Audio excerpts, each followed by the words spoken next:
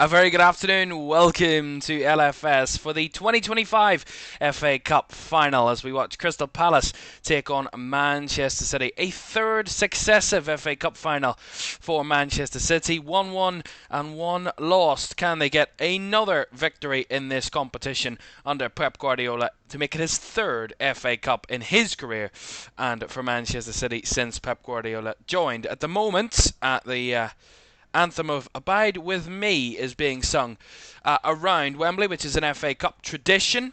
Of course, with the English national anthem also being sung shortly afterwards, before the players come out on the field at a 4:30 kickoff for this final, which is about 12 minutes away, 11 minutes away.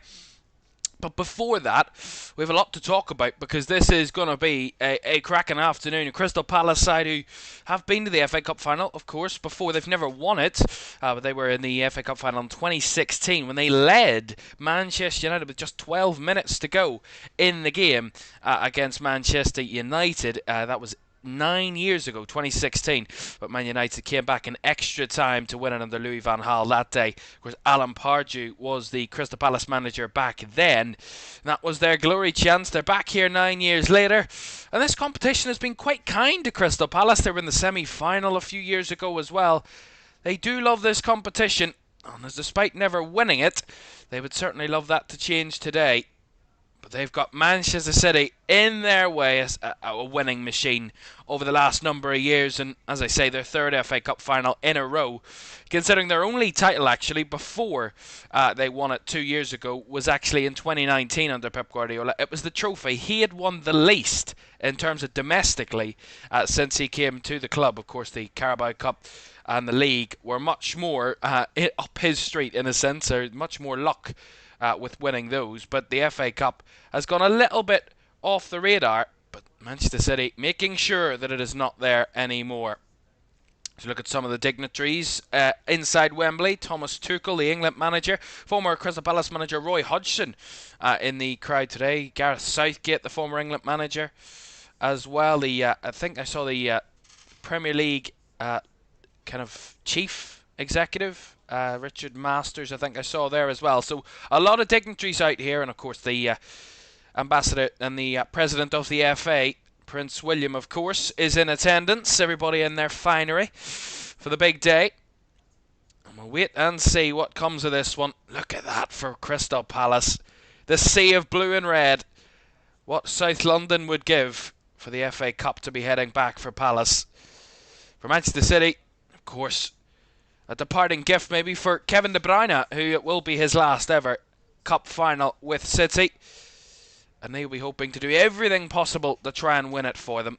Let's give you the team news then. It is a bit early for team news, but let's show you anyway who is starting this afternoon for this one. Let's start with Crystal Palace. You start with Dean Henderson in goal. They've gone for that back five, or the back three, for Palace. Daniel Munoz, Chris Richards, Maxence Lacroix, Captain Mark Guehi and Tyreek Mitchell in the back five. Adam Wharton is alongside Daichi Kamada in the central two in midfield, with a front three of Berrieza, Ismail Assar and Jean-Philippe Mateta leading the line for Palace. On the bench for the Eagles and Oliver Glasner's side, Matt Turner, Ben Chilwell, Nathaniel Klein, Joel Ward, Jefferson Lerma, Will Hughes, Justin Devaney, Roman Esse and Edward Nketiah, or Eddie Nketiah, on the bench today. So some massive experience on the Crystal Palace bench, the likes of a Hughes, a Lerma, a Ward, Klein, etc.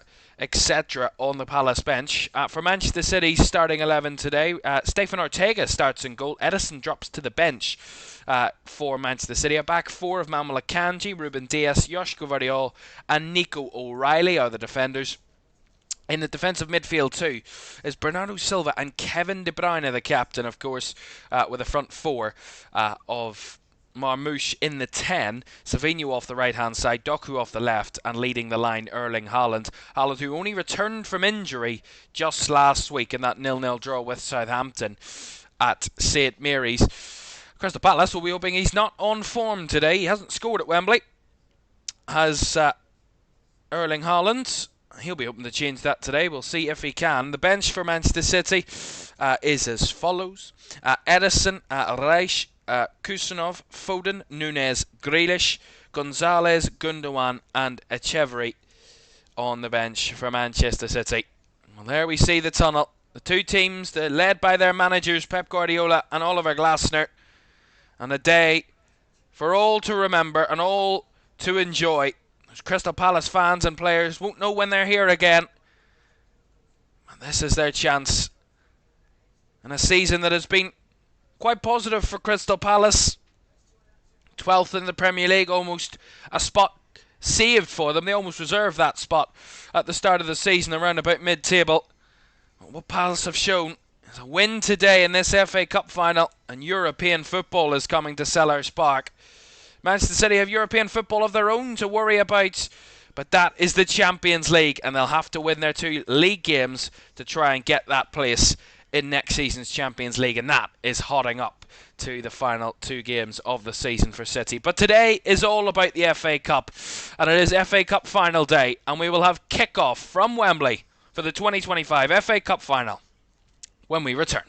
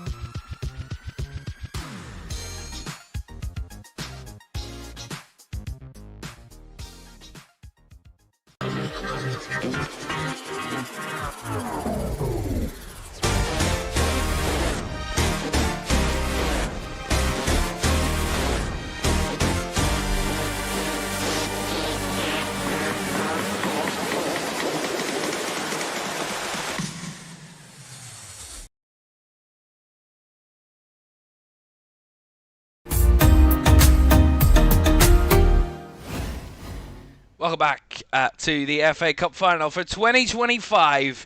And for the last 2 seasons we've been here and watched Manchester City in both finals previously. In the 2 previous finals they were against their city rivals Manchester United. A win and a defeat in their last 2 FA Cup finals for Manchester City.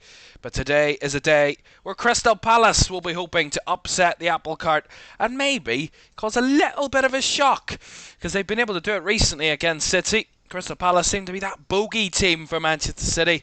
They always seem to try and get a result out of them. And we'll see if Crystal Palace can get a result out of Manchester City today, as we saw there. His Royal Highness, the Prince of Wales, Prince William, was greeting the players and meeting the players before the game, as is tradition. FA Cup final steeped in tradition. And of course the English national anthem will be sung before kickoff. But here are the teams once again for you if you just missed it. There are the teams we will watch this afternoon try to win this competition. Welcome in to everybody who's joining us on YouTube this afternoon for this one. The 2025 FA Cup final. And it is going to be a very, very exciting one. As the anthem gets sung around Wembley, we will take a pause.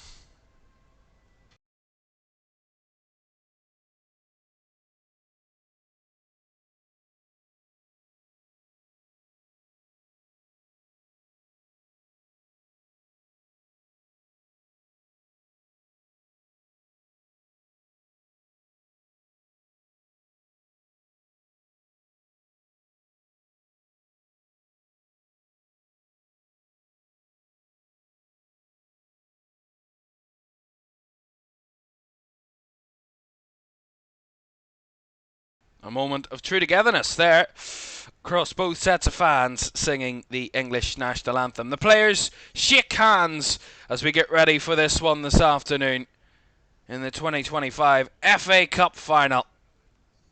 It is all set and all ready for the big day. And this is when the players will know it's all down to them.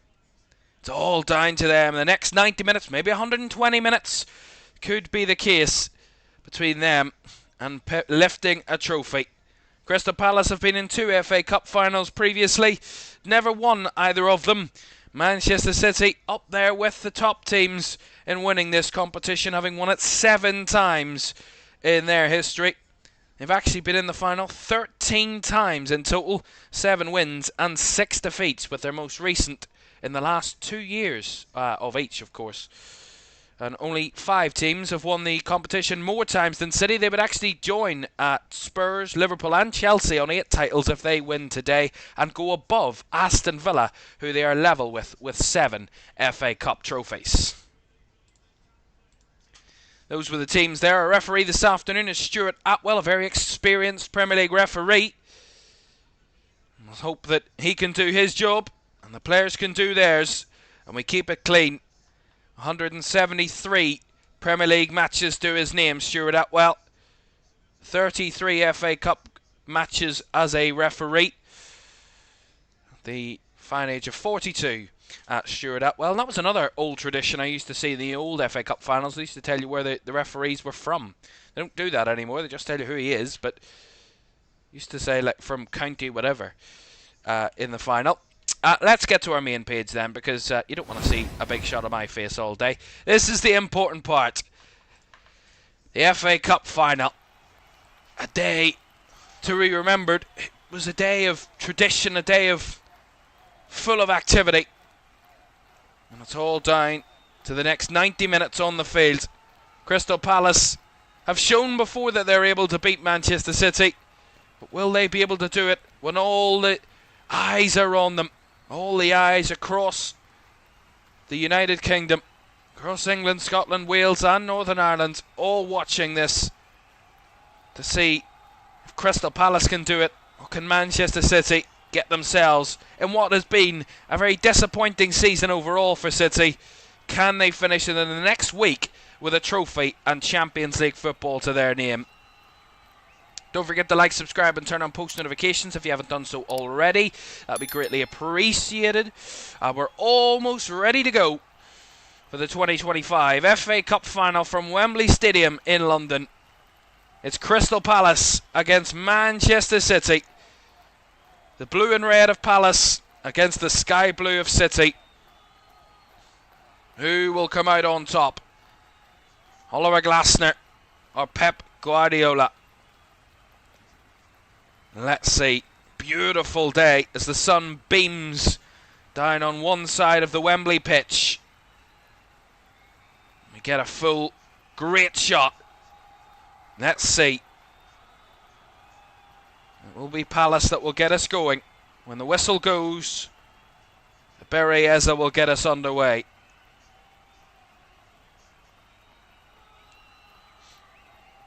Stuart Atwell waits for the signal. And the referee.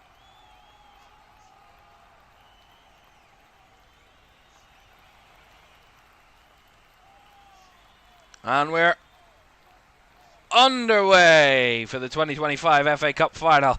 Took us time there, Berrieza, in getting us going, but now we're off and running. And Manchester City scored one of the quickest goals ever in FA Cup history when they won the final 2 years ago.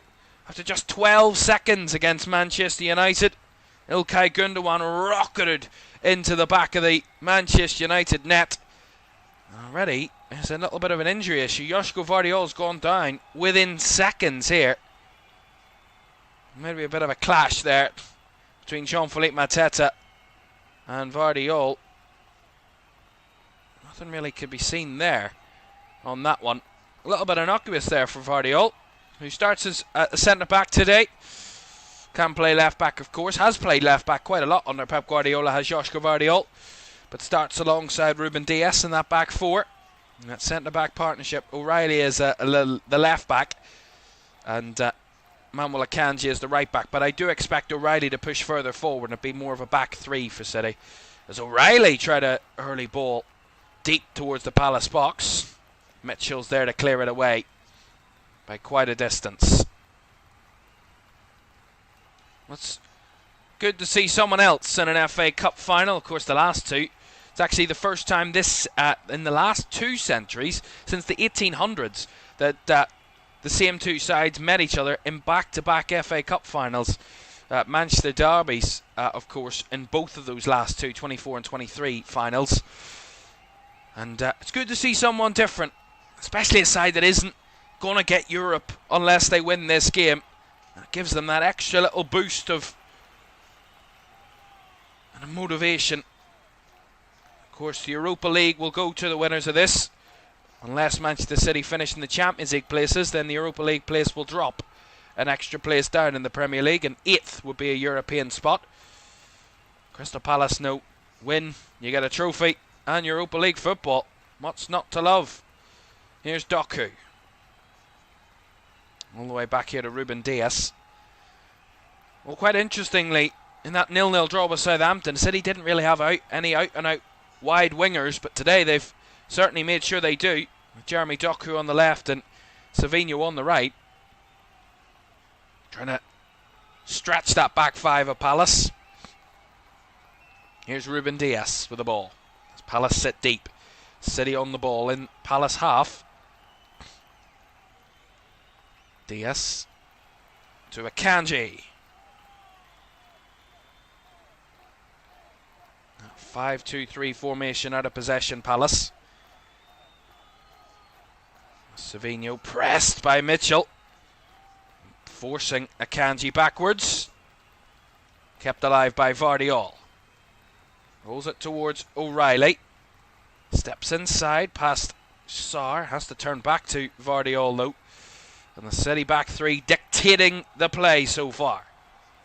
Here is Savinho up against Mitchell. Steps inside him. Brought down. No foul, said the referee. As Daichi Kamada tried to come away with the ball. But it's just going to be a throw-in to Manchester City. Welcome in, everybody. Great to have you with us. Welcome in, James. I love Carlos. Love that. And just another Andy says, probably hoping Palace win, but to be honest, I don't really care. Only watching to get out of doing gardening. Fair enough. Fair enough. Again, it would be nice to see someone else win it, but then again, if City win this, and they regard it as a poor season it's been regarded as, and you still come away with a trophy, and they will take that, no doubt.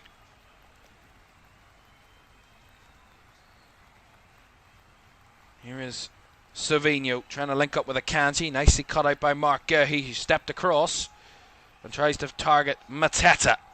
It was well closed out by Bernardo Silva, and he recycles back to Ruben Dias. Here's Kevin De Bruyne. Right wide to the left-hand side. Here's Doku trying to take on Munoz. He's got Ismaila Sarr as well, deeply covering. It feeds back into De Bruyne. A little bit loose, and Eze's there to pounce, and felt he was fouled, and he's going to get that free kick of Eze. A real live wire in this Palace side. He's kind of at sometimes the heart of the Palace team. Eze, just that ability to break through challenges and break through tackles. Burst away on that counter-attack. It makes him incredibly threatening. Won a free kick off Manuel Akanji that time. Palace already right back into their own box here with Lacroix kicking it long. Bouncing ball.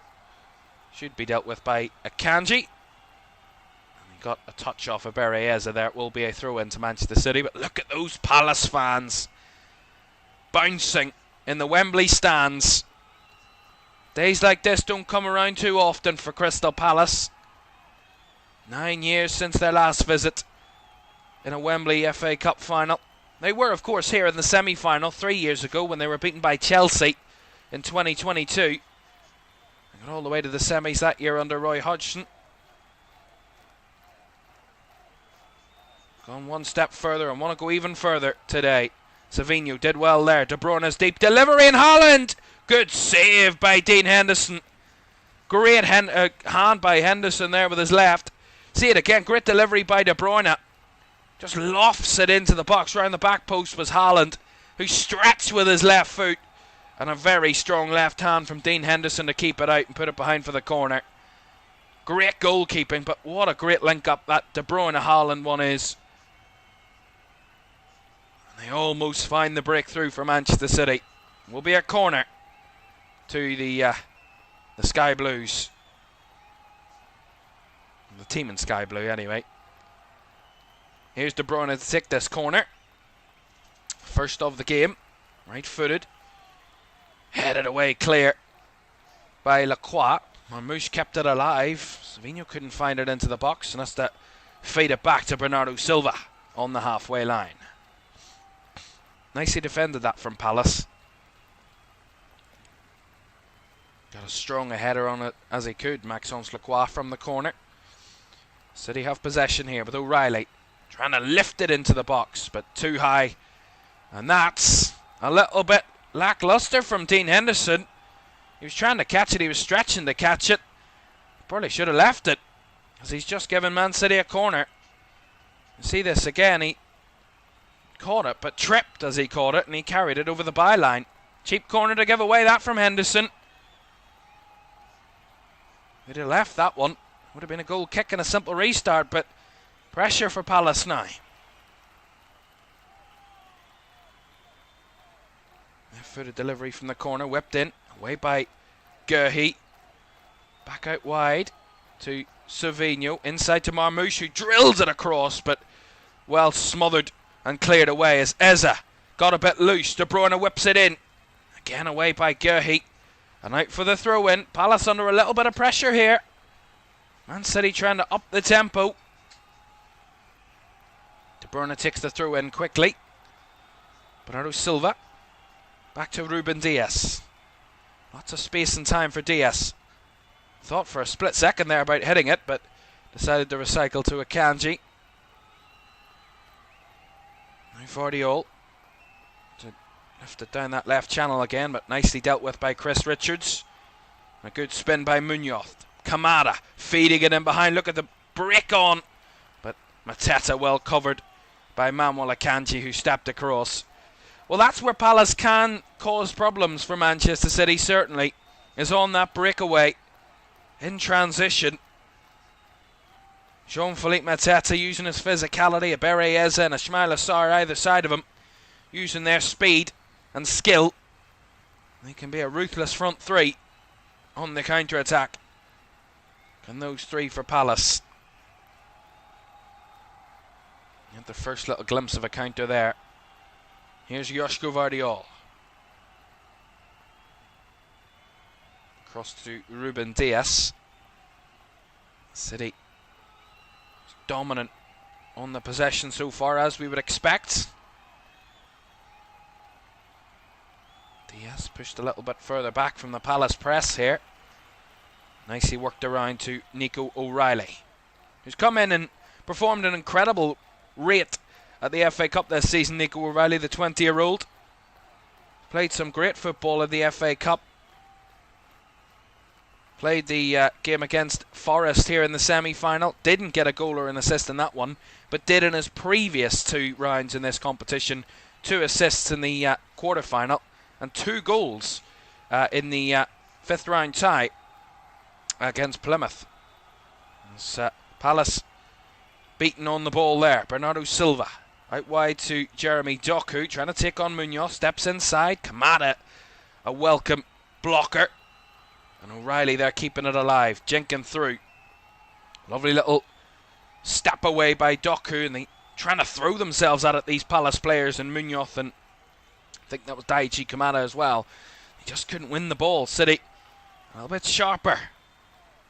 Here's Ceremonial tiptoeing down the right side and tiptoed right into Tyreek Mitchell, who puts it out for a corner. Darren says Manchester City all the way.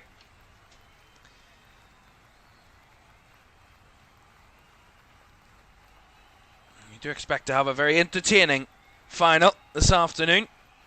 Would love to see some goals. It's not often you see many goals in the FA Cup finals. Been quite even. The last 5 finals have all ended by 1 goal margin. Low ball in. The header is well saved by Henderson again. It was, I think it might have been Akanji, was it? Or it was Vardiol actually that got the header. And it was a City centre-back. We'll see it again. It's a nice whip ball. Beautiful whip on it. And Vardiol stretching, leaping highest. And a good save by Dean Henderson to parry it away. Man City started the better. And Palace just not able to get out at the moment. 11.5 minutes gone, 0-0, but Manchester City have had the dominance. 87% possession so far for Manchester City. That's astronomically high even for their levels. Palace sitting a little bit too deep at the moment. Too standoffish against Manchester City. They're just popping it around City. Here's Ceremonial up against Mitchell again. And get it towards the box. And that time, the last touch came off Ceremonial for a goal kick. They just need to get themselves up the field, and look at those supporters trying to carry them up the field, get them forward. Of course, both sides will play towards their own fans in the second half. That might just change a few bits and pieces. So far, Palace just not able to sustain anything as they long kick intercepted. Here's Marmouche. Ceremonial down the right side. Chips it into the box. A bit high for Haaland and away by Richards. Only as far as Doku though, who keeps it in on the left side. Munoz for company.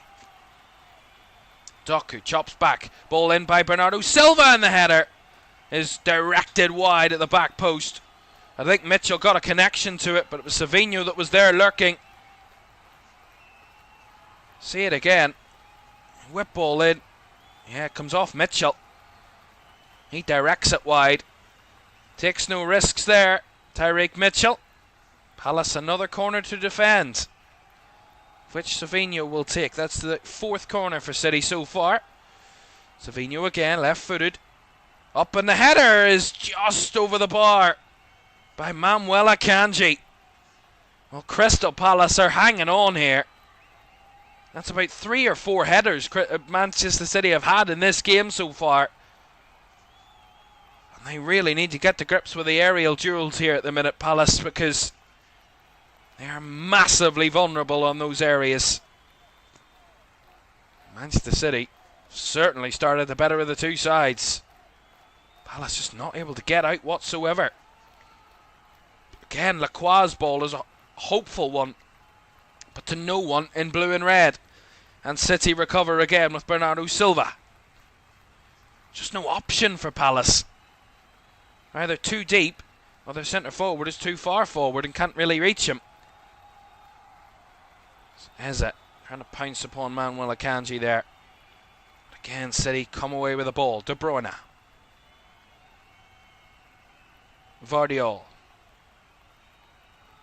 To O'Reilly. Spins back round to Vardiol. O'Reilly again. And now out wide to Doku. Inside to Vardiol once more. Just keeping it moving, Manchester City, side to side and whipping those balls in. And Ceremonial with that cross. Just too deep for Marmouche. And it goes for a goal kick to Crystal Palace. Well, Oliver Glasner trying to get the attention of his players and just guide them a little bit. If they need a little bit of guiding to Palace. Come under a little bit of pressure. Not a little bit of pressure, a good bit of pressure in these early moments. Certainly from crosses is where they've looked vulnerable so far. Most likely on those corners. Here is Guehi to Lacroix. Now Richards, who will pump it long towards Mateta, who holds it up beautifully. A nice return ball. And here's Mateta. Here's the space for Palace. Munoz bursting down the right-hand side. Munoz cross. And the shot is into the back of the net. Their first chance of the game for Crystal Palace. And Eze buries it to give Palace the lead. What a goal. We said Palace can be detrimental to City on the counter-attack. And look at what they've just carved out. Not out of their own half for the first 15 minutes of this game.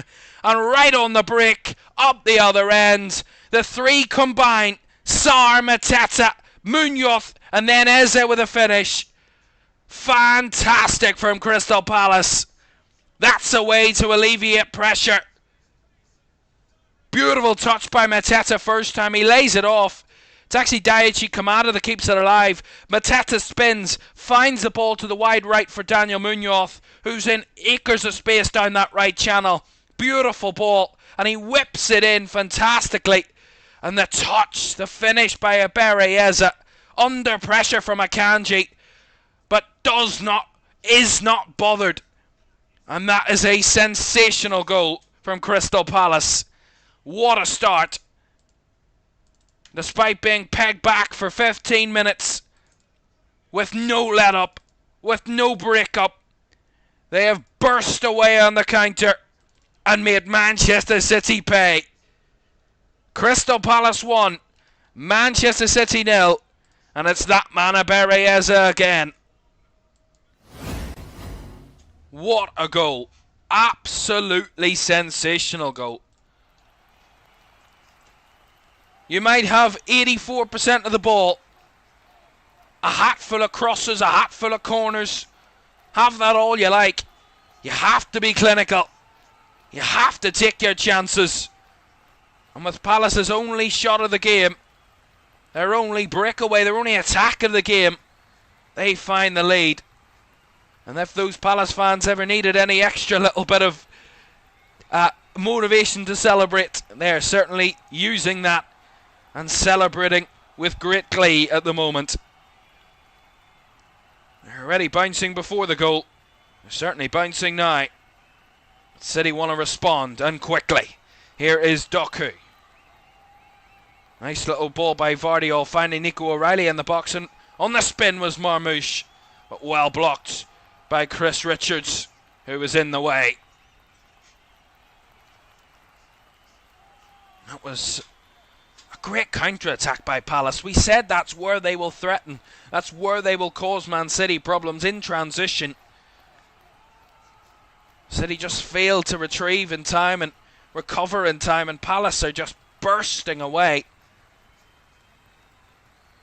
We talk so much about possession and how much possession every team has. You can have as much possession as you like, but you have to make it count. And Crystal Palace certainly did make it count. As here's Ismail Assar now, reverses it towards Munoz. Finds Wharton, getting a bit of skip in their step now, Palace. Here's Mitchell. Goes out wide to Eza. Palace trying to squeeze it through. Eza will get it back again and flicks it out wide to Munoz. They're in again here. Munoz across. Eza! Just into the hands of Stefan Ortega. Goodness me. Almost a carbon copy. It was Munoz down that right side and he just darted it across the box. And on that occasion, it almost found the back of the net again for Crystal Palace. It was Ismail Assar this time. See it again, it was Eza. Flicks it out beautifully to Daniel Munoz. Again, acres of space down that side. And then the lovely cutback, low and hard across the box. And Ismail Assar just tries to flick it back across goal. And what an opportunity. Incredible. Ismail Assar inches away from doubling Crystal Palace's lead. They're in dreamland at the moment. Those breakaways will cause problems. City look a little bit shocked, a little bit shell-shocked at the minute. Palace trying to grasp this game with both hands. As that just about was kept in by Savinho. A little bit of loose ball by Akanji. Gets it to Ruben Dias now. You've got to say, Manchester City have to settle, regroup. You know how to come from behind.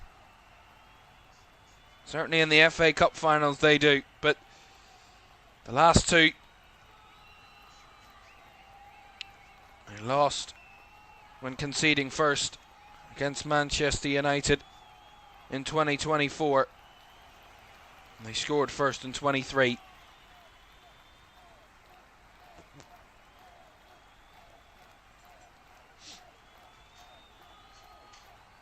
Here's Ruben Dias. Out wide to Jeremy Doku. Again, double mark down that side. Has to give it back inside to Vardiol. De Bruyne has to return it backwards. to Ruben Diaz.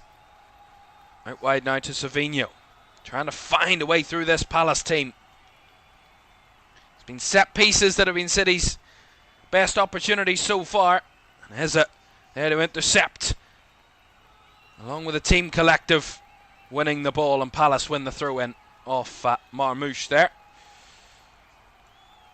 Crystal Palace leading by a goal to nil in the 22nd minute of the 2025 FA Cup final. It took them a lot longer to score the opener in 2016.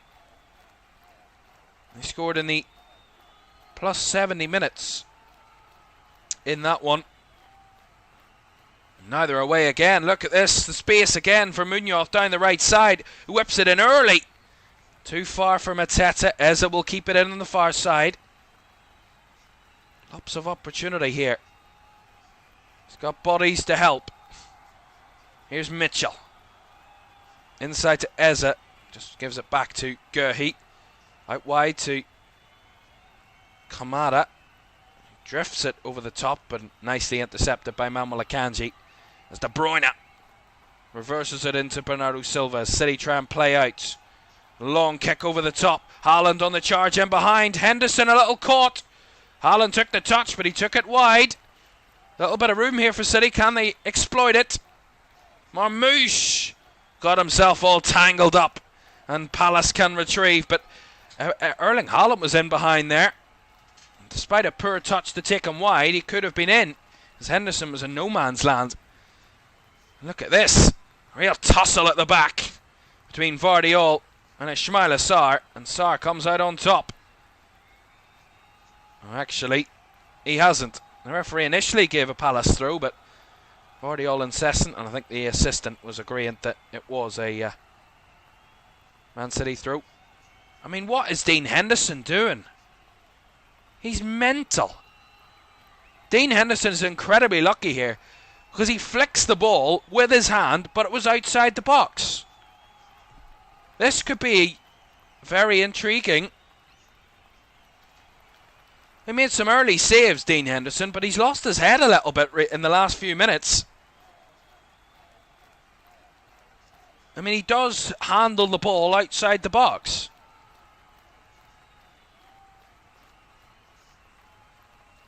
If he's the last man, that could be denial of a goal-scoring opportunity.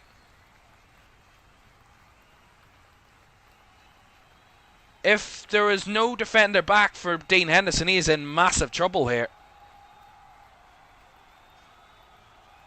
Yeah, there's no doubt. I thought Erling Haaland touched it away with his left foot. But what actually happens is Dean Henderson, who's there in no man's land, palms it with his right hand. But it's outside the box. Well, his arm's outside the box, and so is the ball.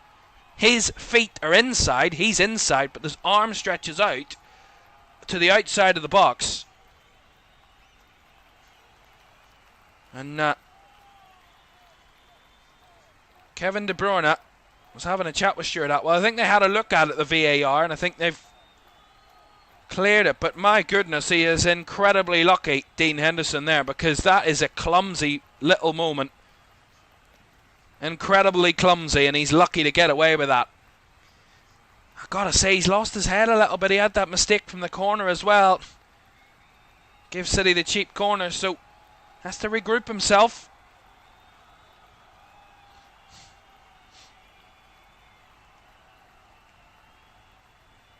Well, to be fair, I do think Maxence Lacroix was back, so I don't think there was clear denial of a goal-scoring opportunity on that occasion from Dean Henderson, so therefore I don't think it would have been a red card. I think it would have just been a yellow. But they didn't deem it as anything, really. And Richards there trying to step across, and he does step across. But no foul on Jeremy Doku there. Not particularly happy there was Doku. We'll see it again. He gets none of the ball there, Chris Richards. But then again, Jeremy Doku just kind of jumps out of the challenge. Trying to do their little tricks here, Manchester City, to get a little bit of an advantage. Referee Stuart Atwell is not falling for any of them. Long kick by Henderson. Second ball won by Daichi Kamada, and did Mateta get himself back on side? He's certainly chasing it, as is, I think that is Tyreek Mitchell, up against Akanji. Mitchell and Akanji still tussling on this side, and Mateta wants to get involved too, and wins a Crystal Palace throw-in. Absolutely fantastic again from Palace. Their press is fabulous. Absolutely fabulous.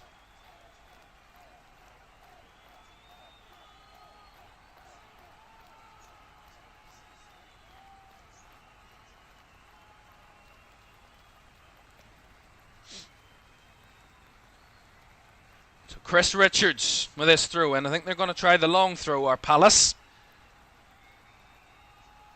He is going to dump it towards the box. Over the head of Holland. It's flicked on. There's O'Reilly trying to clear it. Still not away from the boxes. Wharton has a swipe. It's right into the myriad of bodies in there as Richards can't keep it alive, and now they're on the break, and Richards does well to evade the ball in behind to Bernardo Silva, and recovers well, the Palace centre-back. Well, on their run to the final in 2016, Crystal Palace obviously entered in the third round, of course, as all Premier League sides do. In the third round, they beat Southampton, who were a Prem side, back in the third round of the 2016 final. They then got into round 4, beat Stoke as well in round 4. Round 5, they went away to Spurs and won as well back in 2016. This is, by the way. Then into the 6th round, which is the it is the quarterfinals. They beat Reading at 2-0, and then in the semis they beat Watford by 2-1 to get to the final against Man United back in 2016. It was the man Jason Puncheon who scored the opener for Palace in the 78th minute of that final to give them the lead. Juan Mata then equalised just minutes later before Jesse Lingard scored that cracking finish in extra time to be the winner for Man United. As Savinho well marshalled there by Tyreek Mitchell. Just a goal kick to Crystal Palace. You see it again. Nice ball in. Look at that. Touch and finish from Ibereyeza. First time. Lovely ball across by Munoz, and drifts it beautifully. The release and the Crystal Palace fans was immense. Not everybody watching had the same emotions as those Crystal Palace fans. As we saw one of the Gallagher brothers watching on. I'm not too sure who it is because I can never tell them apart, but it's one of them.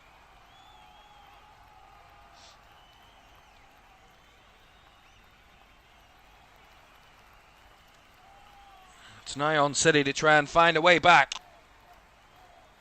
Find that equalising goal. Try and get back on terms here.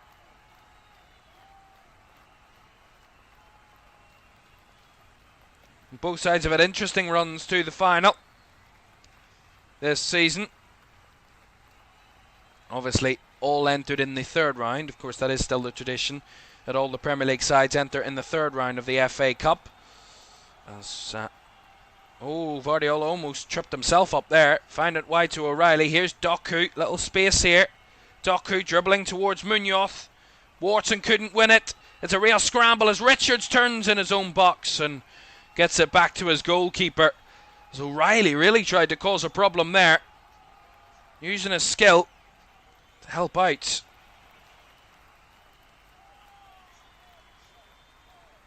Both sides had home ties in the third round.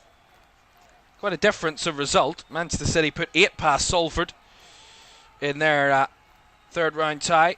8-0 winners. Crystal Palace just a 1 against Stockport County back in round 3. Of course, into round 4. Crystal Palace went away to Doncaster Rovers 1-2-0. Manchester City had a trip to Leyton Orient, which of course they conceded that almost incredible goal. It was an own goal by their goalkeeper Stephen Ortega that day, but it was a cracking halfway line finish from the Leyton Orient player. And that one that took the shot. And then Manchester City came back and won the game by 2-1. Goals from Kusanov and Kevin De Bruyne scored the winner in round 4. Into round 5, Palace had a big tie against Millwall. Of course, the game that we'll remember for being that one that Jean-Philippe Mateta got absolutely thumped in the head by the Millwall goalkeeper in that one. And they won by 3-1, Palace, and that City won 3-1 against Plymouth, having to come from behind in that one. The ball into the box there. Haaland was under threat, but Richards got it away. Trying to find Mateta, who couldn't hold it up that time. De Bruyne crowded out. No foul. Initially, the referee has now changed his mind and has given a foul for Kevin De Bruyne. Into the quarterfinals, Man City had to come from behind again, this time against Bournemouth. Evan Nielsen opened the scoring for Bournemouth, but Haaland and Marmoush, and that was the game that Haaland got injured, if you remember. So here comes Seville. Bernardo Silva brought down, wanted a penalty. It is a penalty to Manchester City. Crystal Palace claim innocence for Tyreek Mitchell, but the ref points to the spot, and I think he's correct. Mitchell misses the ball. Bernardo Silva takes it away from him, and Mitchell has his legs outstretched, and he trips up Bernardo Silva for a penalty. It's a little bit clumsy from Tyreek Mitchell there, and that's given City a lifeline and a way back into this final and a chance to level things. Now they need their goalkeeper to step up, do Palace. Erling Haaland has got the ball under his left arm. They're checking at VAR. I don't think there'll be much of a check.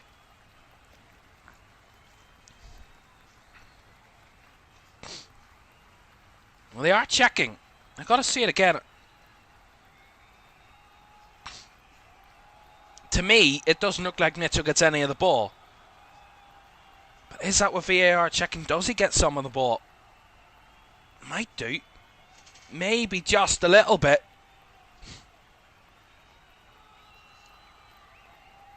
But they haven't overturned it. They're going to stick with the on-field decision. A little bit confusing there from VAR. They were checking it to see if Mitchell did play the ball. They don't believe he did, so therefore the on-field decision will stand, and it will be a penalty to Manchester City. Dramatic so far, and City now with a chance to try and level it. It was Haaland that had the ball under his arm, but it's going to be Omar Marmoush that's going to take it, it looks like. So he's not now got hold of it. And Marmoush puts it down on the spot, takes an in-step of breath at the Palace end, who will try and put him off, and Dean Henderson who will try and stop it. It's Omar Marmoush up against Henderson to try and level the tie for Manchester City.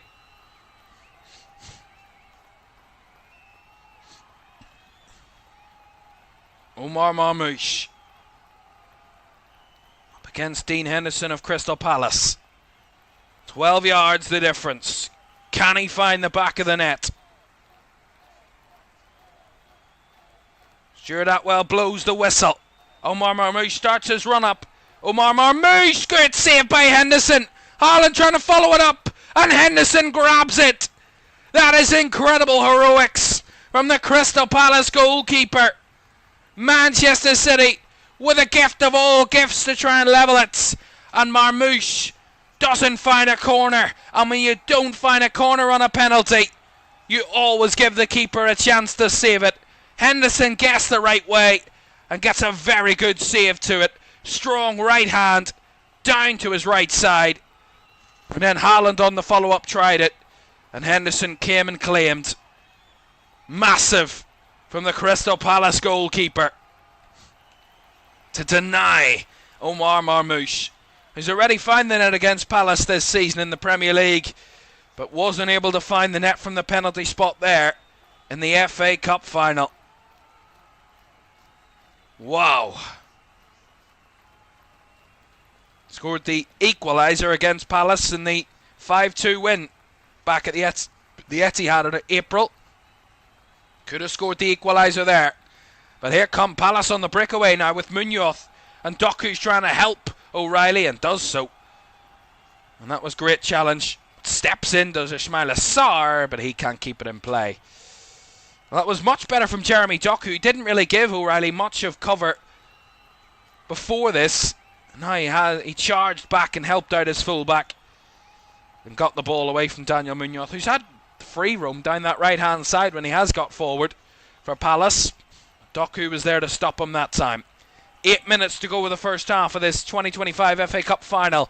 Crystal Palace 1, Manchester City 0. Eberezi's goal in the 16th minute has Crystal Palace ahead, and Omar Marmoush having his penalty saved by Dean Henderson to deny Man City the equaliser. Already an exciting FA Cup final. One of pure drama so far. Here's Vardiol. There's Doku there, dribbling away from Ismail Assar. Plays it inside to Kevin De Bruyne. Through the lines to find Doku. Got a little bit away from tracking. And Doku, as he tried to burst it towards the box, was cleared away by Crystal Palace. Here's Wharton. Steps away from Bernardo Silva. And then shields the ball back to Chris Richards, as he was under pressure from De Bruyne there. What a ball by Richards. Just about dealt with by Vardiol, but that was almost perfection for Jean-Philippe Mateta in behind. So far, final third passes. Manchester City have had 122 passes in the final third to Palace's 17. Here's Bernardo Silva. His ball just a bit away from Haaland, and Mitchell hooked it up the pitch and away from danger. Very entertaining so far, this one. Just another Andy says both sides seem determined to lose this one. Well, City with a chance to equalise, couldn't take it. Dean Henderson stepped up. So far, I gotta say, Crystal Palace have put in a hard shift so far defensively. And I gotta say, Man City's best chances have come from set pieces. Corners and the penalty are their best chances so far for City. And that will be a Crystal Palace goal kick from that cross. I've got to say, Tyreek Mitchell, I'm sure would have been the happiest in red and blue to see his keeper make that save. It was Haaland that kissed it. And it was Haaland that was holding it. I was very surprised that Haaland didn't take it. With his incredible record. Dean Henderson, what a save. Great save. But as I say, Omar Marmoush didn't quite get it towards the corner. And when you leave a little bit of room away from the corner when a penalty, if you're going to take it low, you always give the keeper the chance. So O'Reilly intercepts another long ball from Palace. But his long switch ball towards Savinha was well cut out by Tyreek Mitchell. Now Eze hanging on for dear life there with the ball down the left side, but intercepted this time by Ruben Dias. Vardiol to O'Reilly. Down the side to Doku. Nice link up with O'Reilly. Doku switches inside, finding Ruben Dias to Savinho. Will lift it with his left foot, and Haaland's in the middle, but Richards is all over the back of Haaland, and Palace can hook it away with Ismail Assar. And Mateta causing Diaz problems. He body checked him out of the way there, and the ball falls for Sarr here, who couldn't squeeze it through. Back to Mateta. I've got to say there, Mateta made Ruben Dias look like a schoolboy defender there. That was fantastic physicality. Sensational. I've got to say, Jean-Philippe Mateta, a quality centre forward. Anybody seen that goal he scored against Arsenal in the Premier League a number of weeks ago? Absolute stormer of a goal from Jean-Philippe Mateta. It was his last goal for Palace. Got an assist in the FA Cup semi-final against Villa. Palace won 3-0 here at Wembley.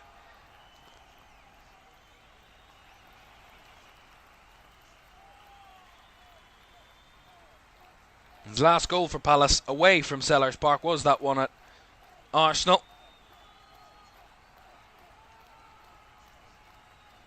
And his last 3 goal involvements for Crystal Palace away from home have all come in London. A goal and 2 assists. His last 3 goal involvements away from home for Crystal Palace.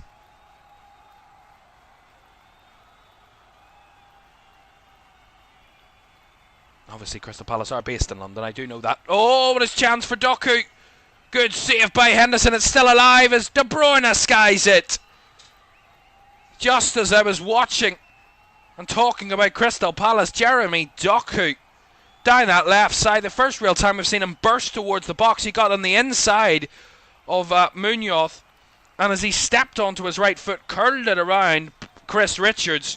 And a great save again. Very good save by Dean Henderson. And Guehi scrapping along with Mitchell to try and get the ball away, and it fell to De Bruyne, who could only sky it over the bar. I gotta say, there is no doubt in the fight, the passion, the determination of Crystal Palace at the moment. They are giving this their all. And they are showing their real stubbornness defensively. Remember, this is a team that conceded 5 against Manchester City only last month. So you would be given a little bit of an apology if they were a little bit worried there, as Mateta running behind, but he's miles offside. You would give them a little bit of a let-off if they would be a little bit defensively frail, as Mateta went flying to the floor there against Akanji. He was felt a little bit frustrated there, Manuel Akanji. And the City players are not happy that Mateta's gone down, but the referee's just trying to calm the game again.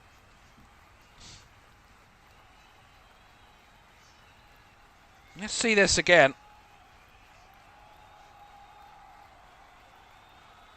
Yeah, well, I mean, Manuel Akanji's trying to get the ball, and he just shoves Jean-Philippe Mateta away. Whether Mateta falls awkwardly or not, I think he was just trying to do a bit of play acting there. Jean-Philippe Mateta. Look at those Palace fans. You don't know what football means to a team until they're in a final. And when it's all on the line, you really don't know what the raw emotions of supporting a football club is. And especially a club that doesn't get this opportunity every year. The way Manchester City fans have had the opportunity to be at Wembley for a final 3 years in a row. This is only the 3rd ever final for Crystal Palace in the FA Cup. And look what it means to their fans. As Berriese was brought down there a little bit late by Kevin De Bruyne. Just absolutely barged him, but the ball was well gone. It's a little bit naughty from De Bruyne, that one.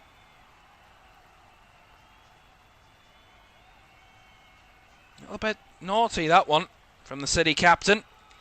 At 3 added minutes at the end of the first half, which is absolutely flown by the way. 3 added minutes.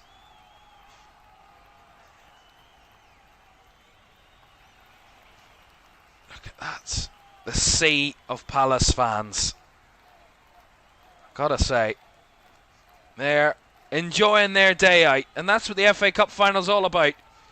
For the supporters to enjoy it, to soak it all in,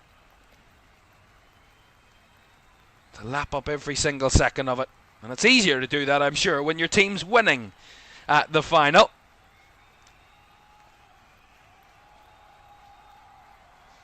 Here is Nico O'Reilly. Bernardo Silva. Finding DS, who chips it forward. Haaland was there again. Richards all over the back of him. And that's well shielded out by Chris Richards for a goal kick. I gotta say, so far, Erling Haaland has had a torrid time up front. Because the one chance he's got when he did get away from Chris Richards was in the first couple of minutes, and he had that chance that was saved by Dean Henderson.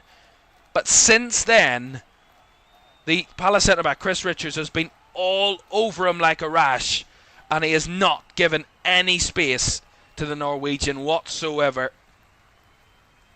And Palace have just gone a little bit more solid since they found a little bit more comfort in their one-on-one matchups. As Richards wins the header again, flicked on by Daichi Kamada. Intercepted by City again as Bernardo Silva flicks forward. A little bit awkward here for Guehi to deal with. He's got help, and Kamada gets it to Munoz, who thumps it clear of danger. And that's nicely worked. So it's flicked over the top. Eze's got something to chase here, but Ruben Dias just guides it back to Stefan Ortega. In the City goal. 30 seconds of the first half to go. Crystal Palace 1, Manchester City 0 in the 2025 FA Cup final. We might have a bit of breaking transfer news as well to bring you very shortly. So we will talk about that at half-time. We'll also talk about this first half because it's been fantastic. I'll get to those comments in the chat. Thank you very much for the support, everybody, in the chat. I'll get to those very shortly as the ball whipped in by Akanji. Well dealt with by Daniel Munoz and thumped away again. And that ends the first half. A first half where Crystal Palace have been pegged back for the vast majority of it.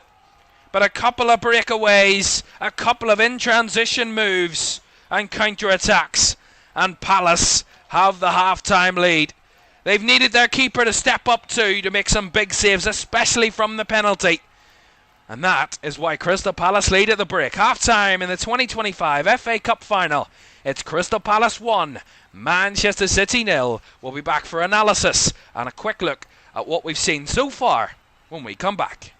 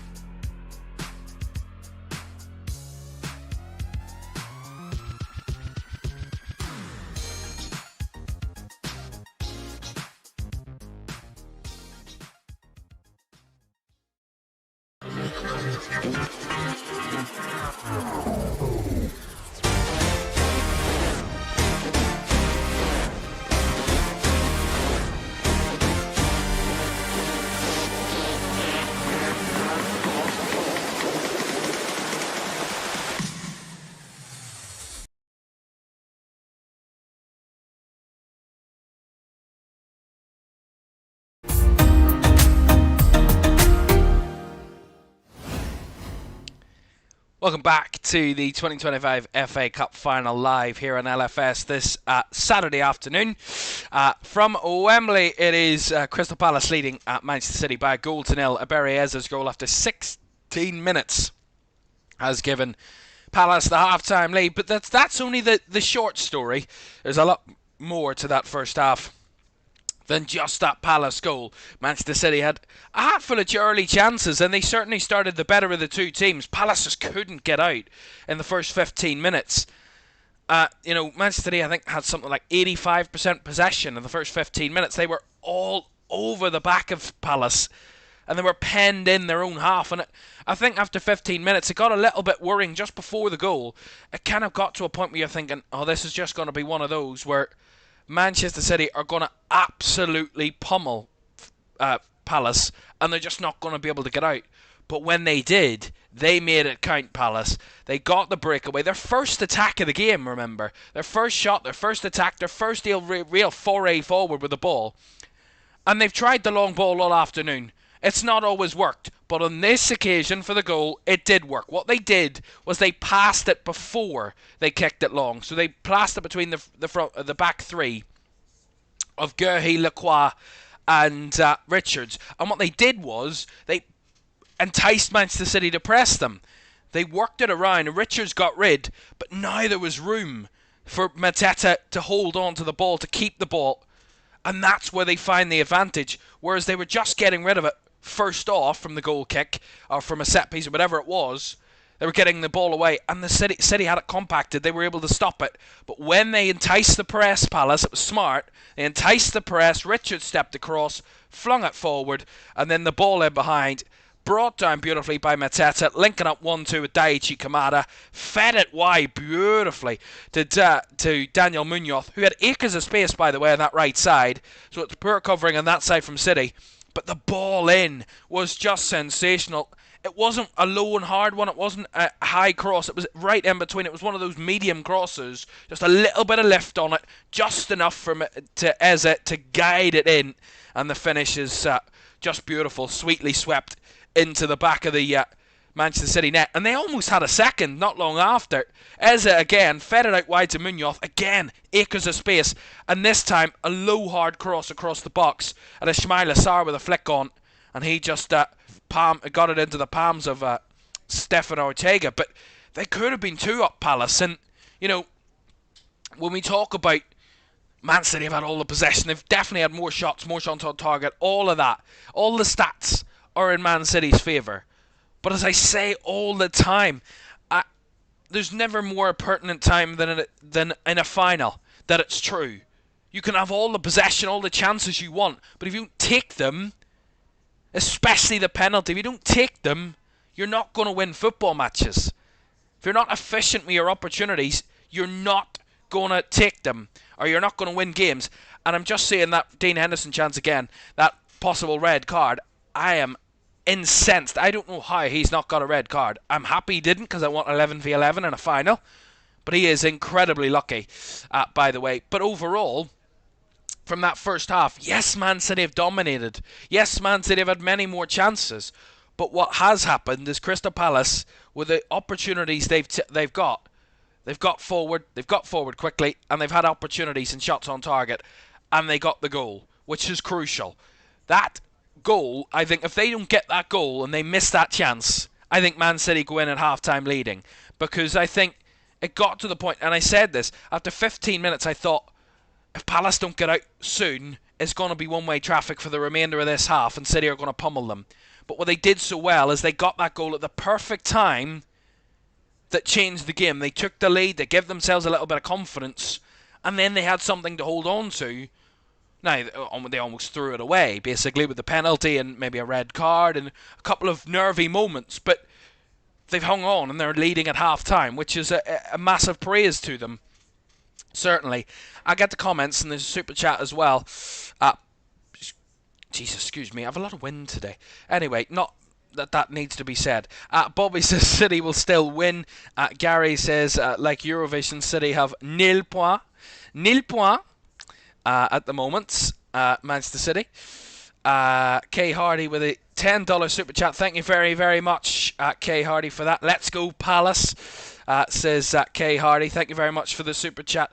Ego Chip says handling outside the box is not an automatic red, and Haaland was moving away from goal, so it wasn't deemed a goal-scoring opportunity.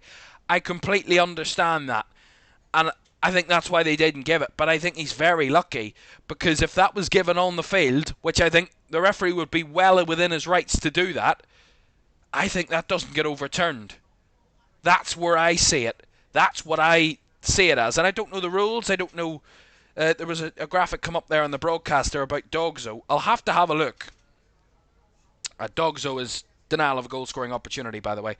If you don't know what Dogzo is, I'll have to check it. But here we go. So the key aspects of Dogzo: denial of a goal. The foul must directly prevent a clear opportunity to score a goal. The foul must be an offence that is punishable by a free kick. The foul's location determines the sanction. Intent: if the foul occurs inside the penalty area and the player attempted to play the ball, it may result in a yellow and a penalty kick. If not, it's a red and a penalty kick.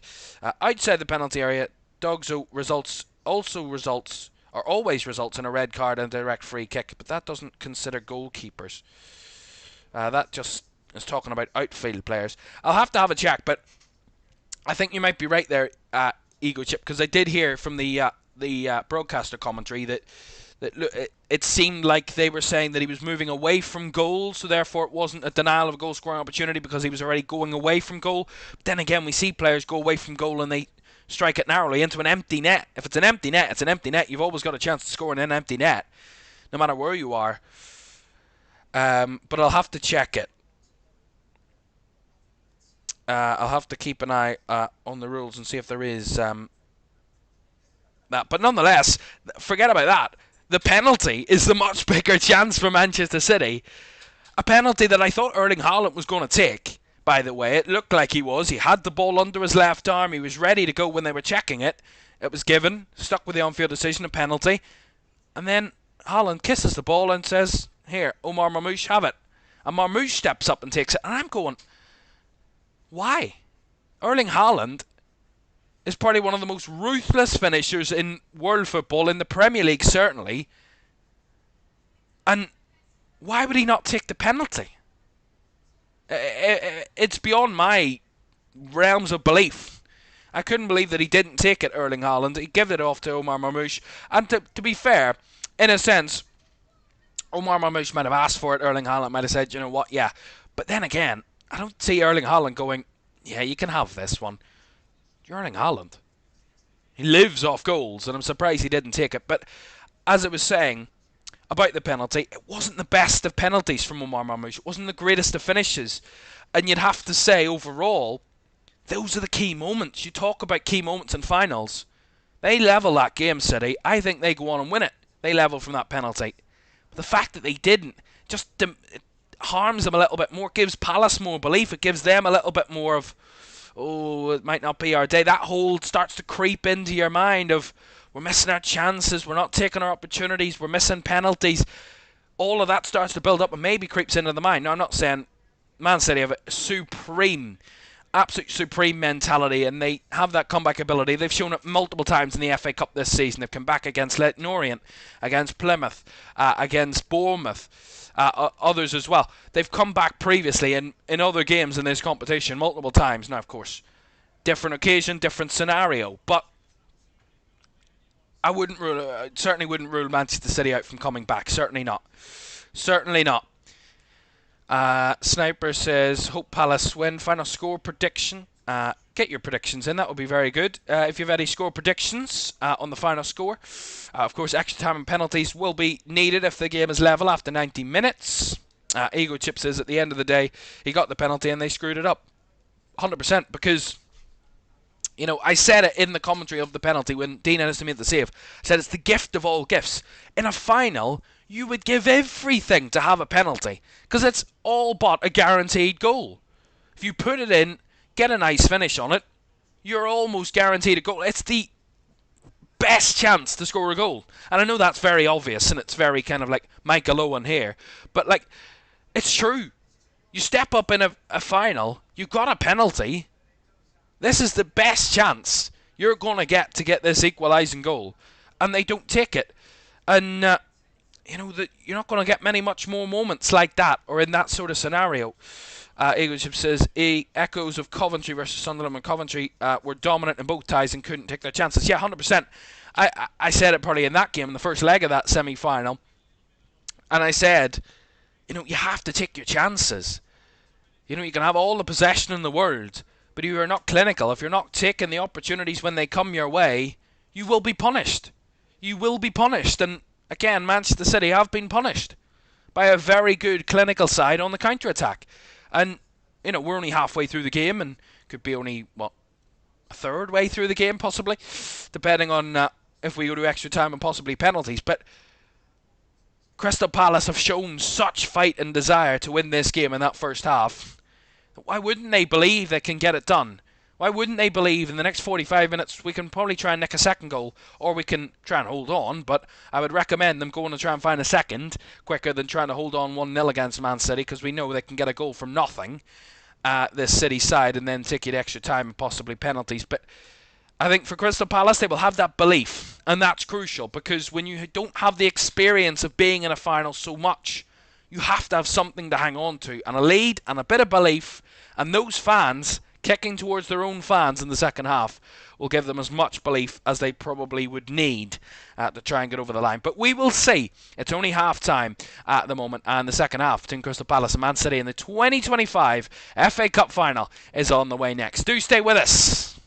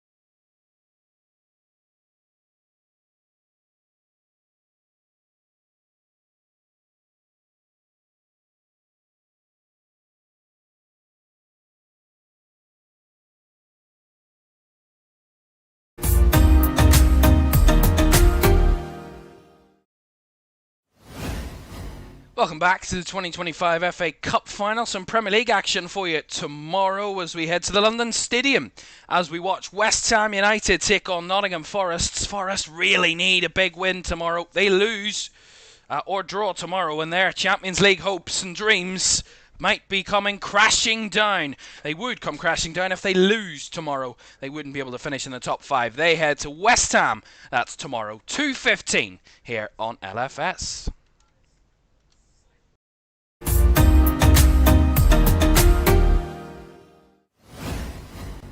Welcome back to the second half. Don't forget to like, subscribe and turn on post notifications if you haven't done so already. That would be greatly appreciated for that one.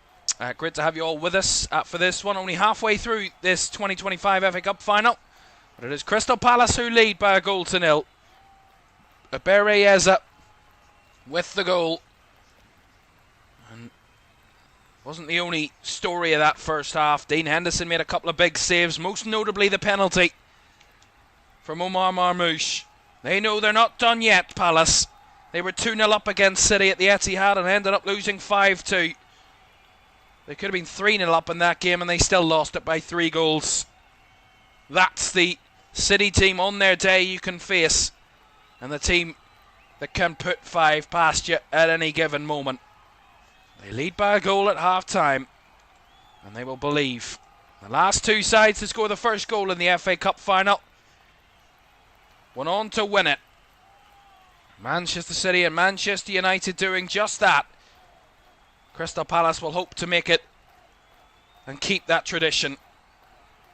Both sides kicking towards their own fans in the second half. And as the old saying goes, when you're kicking towards your own fans, they almost suck the ball towards the net. Both sides will be hoping that their support can do that today. Here's Bernardo Silva. To Akanji. On to Savinho. Up against Mitchell early. And Savinho's ball in. And Richards had to make the header. It's Doku, a bit of a deflection. And cleared away. And Mateta wants to burst away for Palace, but he runs into Bernardo Silva. Kept alive by Eza. Well, that was perfect from Savinho. Nice ball across, and Richards had to get the header because Haaland was there again. And he did just enough. Look at this from Palace, tippy-tapper football. Here's Mitchell, trying to roll it round the back for Mateta. Nicely mopped up by Ruben Dias, but City coming out with a vengeance at the start of the second half. Crystal Palace trying to respond. Well, one man I didn't mention amongst the dignitaries in the first half was Crystal Palace chairman Steve Parish. Of course, who would boyhood Crystal Palace fan, the chairman of the South London club, and my goodness, he would love to see his side win a trophy. What a rise it would be for Palace. Here's Savinho. Low cross again. And Richards clears it away again. Starting to get those crosses in again, City. Said that's where they were causing Palace problems early in the first half. Now they're flicking it in behind again, and just a touch of Maxence Lacroix, who defended well and seen it out for the goal kick. City a little bit more positive than Palace. We'll see this cross again. Savinho, great header by Richards. Did enough. Haaland was ready to tap it in with his head, and that was great from Richards to get in front of him.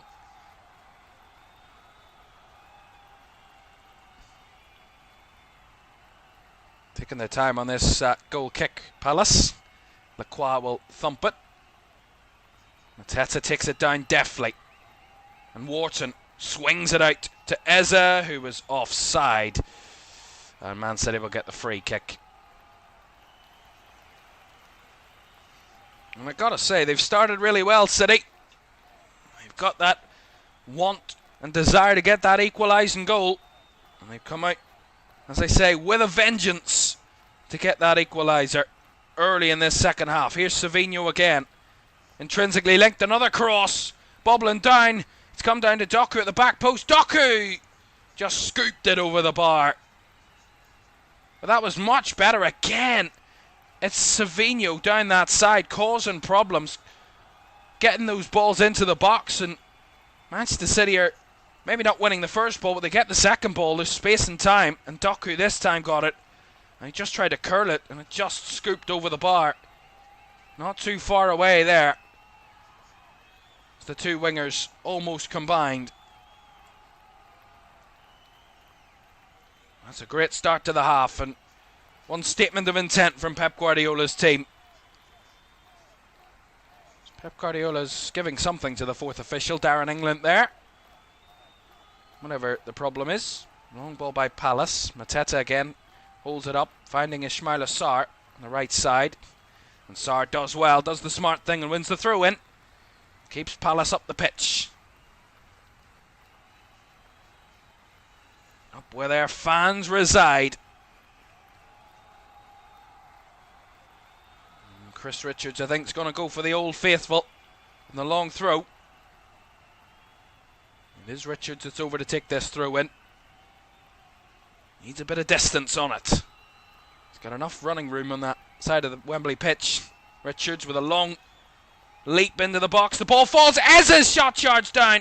And Wharton on the follow-up is also blocked.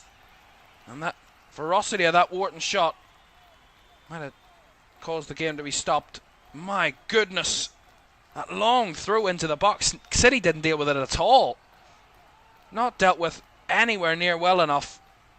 And it falls to Barry Eze, who absolutely whacked it on the volley.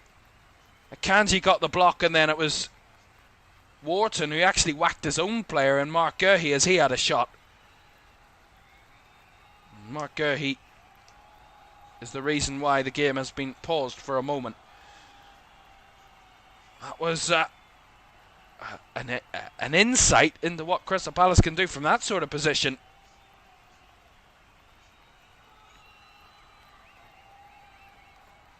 So we see the goal again. Beautiful from Abere Eze. I've got to say, full credit to all the Crystal Palace players, because that was a team goal. Daichi Kamada, Jean-Philippe Mateta, Daniel Munoz, and then of course Abere Eze to finish it. And then look at that for the penalty. Henderson making the big save. He made a couple of big saves in that first half, the Palace keeper, to keep his side, as at the moment, with a clean sheet. And look at that. The old classic cap to try and block the sun. There for Dean Henderson.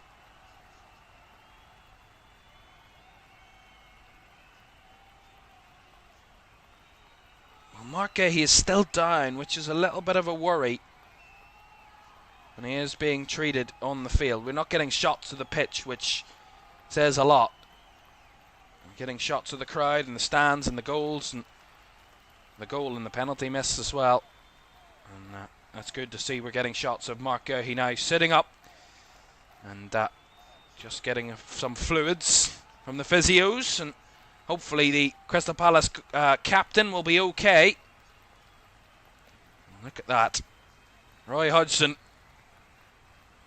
a classic man, a class man overall. Roy Hodgson managed Crystal Palace when they needed him to, when they needed him most. And he set them up, gave them such a foundation to build off. And of course Oliver Glasner has come in and brought his tactics, brought all his ideas in. But Roy Hodgson kept Crystal Palace consistently in the Premier League for many's a year. His part duly played.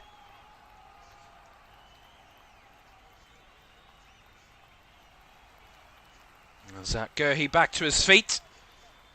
Should be okay, but certainly took some whack from his teammate there, Adam Morton, who had that shot.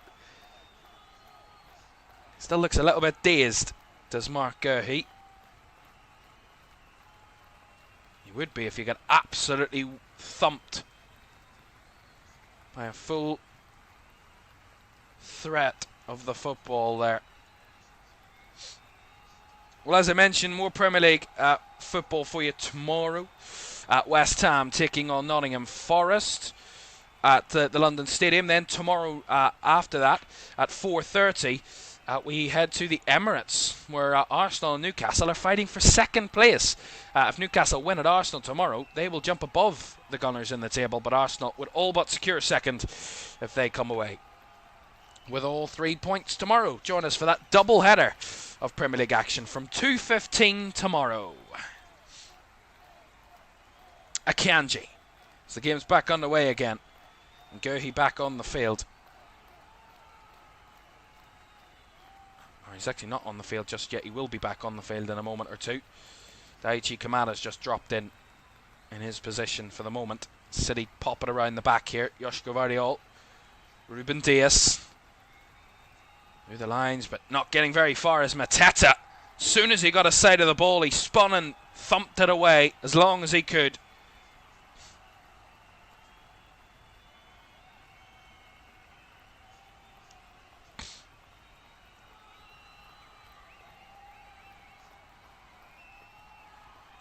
Gurhey now back on the field.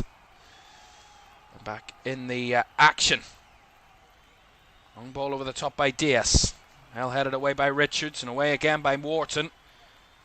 Nicely received by Vardiol, who gets it to Doku. The wingers of City starting to cause more problems. They have caused more problems to Crystal Palace at the start of this second half. Palace again riding the storm a little bit. Able to hang on in there. Here is Savinho again. Well marshalled, but he switches it to De Bruyne, who couldn't find the ball in. And Mateta again involved, hooking it away. But again, not very far this time. Vardiol to receive and whips it in. And just over the head of Omar Marmoush. And Mitchell can clear. Again, Palace not able to get out on this moment. Similar to the first half. Whole City possession. Palace not able to move. City just trying to carve a very good chance. Try and find that leveller. Here's Doku trying to drift towards the box. Finds Bernardo Silva in space. Grelled blocked by Richards. Still alive. Bernardo Silva couldn't find a way through past Daichi Kamada that time. And puts behind for a corner. Yeah, see that again. It was Kamada from the first instance that made the block on Bernardo Silva. Great recovery by Daichi Kamada. And he made it a second time and put it out for the City corner, which De Bruyne will take. De Bruyne swings it to the far post. Kept alive by Haaland. Punched away by Henderson. Back to Haaland. He tried to chip it and tried to have the shot on the half volley, but flew it over the bar. Goal kick.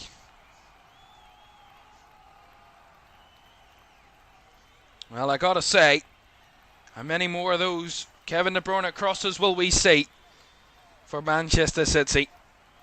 It is his last final for Man City, of course, his last few games for the club. After he confirmed he would be leaving at the end of this season.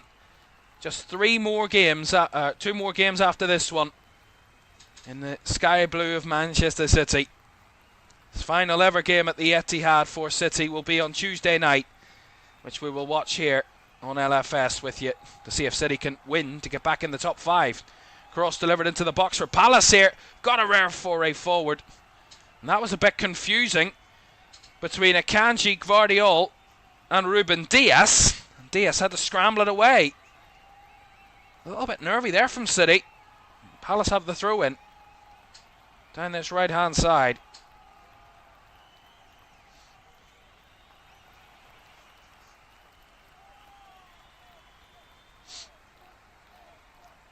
Richards will try this long throw. They came close the last time with a long throw. Palace, certainly a threat. Richards again. Bouncing down, it's fallen for Lacroix, and the shot comes, and a bit of a deflection, and it's bundled in! Daniel Munoz doubles Crystal Palace's lead! It might have been a scrappy goal, but Crystal Palace have a second! And this one side of Wembley Stadium erupts in glory! This could be Crystal Palace's day! Could the stars be aligning for the team in red and blue? Daniel Munoz, who set up the first one, is there to tap in for the second. And Crystal Palace could be seeing a glorious day for that South London club. Again, it's that long throw. City cannot deal with it. Is there an offside? There's not. Not from what I can see. There was a few Palace players offside, but they don't impact the play, I don't think. Sarr doesn't... I don't think he's involved. Neither is Mateta. And the shot takes a deflection. Oh, Sarr does. Oh no. Ismaila Sarr hits this ball. And he's in an offside position. And he deflects the ball. And Daniel Munoz put it into the back of the net. But I think this might not be a goal. I mean, how incredible would that moment have been if it is going to stand, but I don't think it will. Ismaila Sarr was offside, but it didn't look like he got a touch, but he did. He certainly did.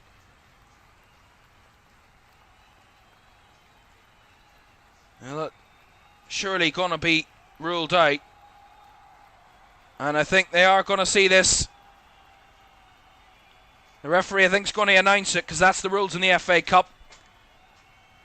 Yeah, we see it again. Ball bobbles around. The shot taken by Munoz initially, it took a deflection off a City player, then onto Ismaila Sarr, who deflects it, but he's in an offside position when the shot's taken. Therefore, the ball deflects. Ortega's wrong-footed, and then Munoz charges in. He's no bother, and he finishes it. And the goal is disallowed, because Ismaila Sarr is in an offside position, and it's completely correct. Completely correct. He was quite clearly offside there, Ismaila Sarr. If he didn't get a touch, it might have been a straight goal. But he made the touch, and it's offside, so no goal. Just 1-0 to Crystal Palace. But my goodness me. I don't know what's going on with the City coaches. They've gone nuts here. And they're going absolutely nuts. They're squaring up to each other, two of the coaches there. I don't know what's going on. It's all going off. What is going on there? By the way, Mark Guehi's just been substituted, so forget about the drama. Mark Guehi, the Crystal Palace captain, has been subbed off, so he's obviously not able to continue. So Jefferson Lerma's come in to replace him. And I think he will just deputise at centre-back. And they will stay in their shape, Palace. As Lerma instantly involved and instantly smothers Omar Marmoush to give Crystal Palace the goal kick. My goodness. VAR involved, and rightfully so. Rightfully involved and rightfully ruling out the goal. As Ismaila Sarr was in an offside position from the initial shot. Well, it's all settled again on the benches, but it got a little bit frayed between the assistants or the coaching staff of both teams there, whenever it was happening. Here's a bit of room for City. Marmoush breaking down the right side. Finding it to De Bruyne. De Bruyne's cross, well blocked. Mitchell there trying to stop Kevin De Bruyne. Cleared away by Jefferson Lerma again. As far as he can get it away. Less than 30 minutes to go. Crystal Palace 1, Manchester City 0. Doku's cross towards O'Reilly, but well blocked again by Palace. And Munoz gets rid. Despite feeling that he would have got a goal, disallowed of course against Munoz, but at the end of the day, who will it benefit more actually? That's the big question. Will Palace believe, oh, we can get a second goal because of that goal that wasn't a goal? Or will City be conjured up and go, well, we've just been given a lifeline there because we could have been 2-0 down and we're only 1-0 down. It's interesting to see which side reacts the better to that. And it's all about mentality. It's all about mind games between now and the final whistle. That's what finals are all about, the fine margins. It's been a very interesting FA Cup final so far, jam-packed with action. A goal, a penalty saved, a goal disallowed for VAR offside, a possible red card, a couple of big saves. It's been a day of pure entertainment, and we still have at least 26 and a half minutes to go. Here is Bernardo Silva. Across to Ruben Dias. Now Silva again. Again, all the Palace players back in their shape. Akanji inside to Bernardo Silva. Back to Manuel Akanji. De Bruyne. Akanji again.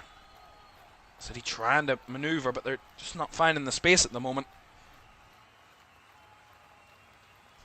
As Ruben Dias has to go back to Stefan Ortega. As Ismail Assar was pressing.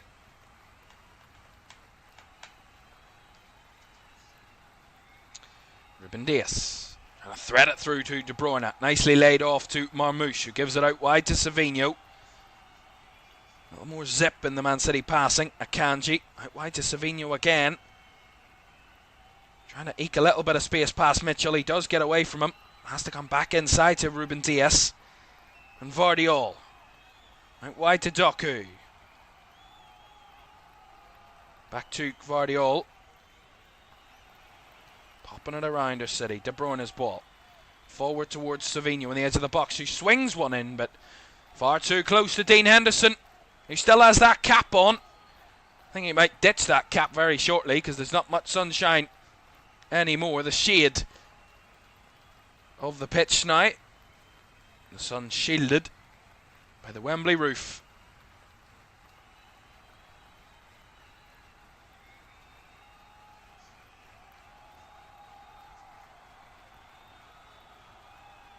Henderson, long kick with the left foot. Up and flicked on by Mateta. Cleared away by Ruben Dias for the second ball. Nicely taken down by Haaland, who tried to find it through to Marmoush, but well cut out again by the Palace defence. And Munoz skips away from Nico O'Reilly, who's going to be given a free kick at Will Palace, and a yellow card going the way of Nico O'Reilly for that challenge. Yeah, lovely step over by Daniel Munoz. And Nico O'Reilly was not letting him get past without any contact. He certainly made sure that contact was given, and quite clearly a yellow card.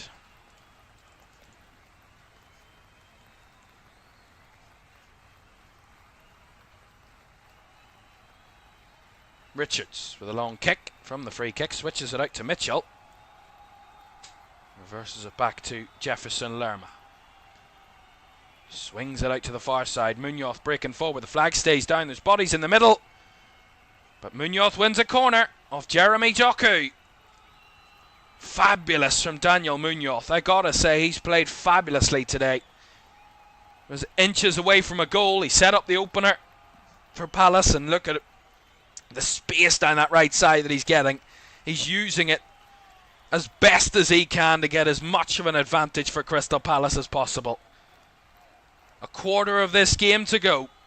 Crystal Palace 1, Manchester City 0. Berieze's 16th minute goal, the difference. And Palace have a corner. Their first of the game, by the way. Wharton to deliver, left-footed. It's a long swinging one round the back post. Kept alive by Lerma. Lerma will get it in again. And away by Haaland. Chested down by Kamara, whose effort was wide, but my goodness, not by far. Daichi Kamara. Not too far away. Bobby says, will Palace still blow it? I don't know, you know. We've got to wait and see. The minute they're giving everything they've got are Crystal Palace, and it's not that they're just sitting back and not wanting to attack. They're picking their chances carefully. They're not trying to spring forward at every given opportunity. They're picking and choosing their moments to hit on the counter.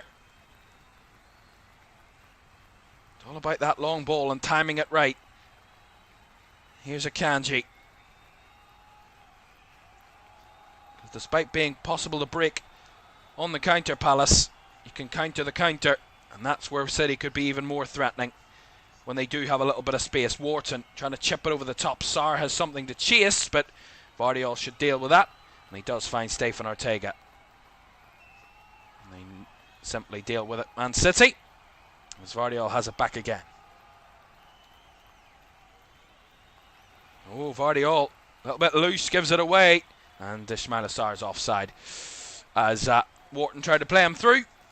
I think he's going to pull it back for the free kick anyway, the referee. As Adam Wharton was fouled by Joshua Vardiol.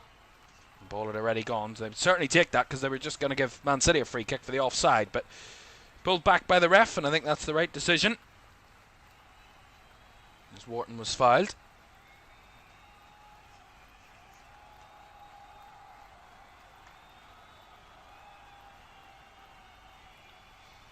Wharton goes back to Maxence Lacroix, to Lerma, inside to Kamara, and nicely switched by Mitchell. Settling on the ball, Palace. Just trying to slow the tempo a little bit. Maxence Lacroix tried to swing it to the far side. It's under pressure as O'Reilly, and Munoz is there to battle.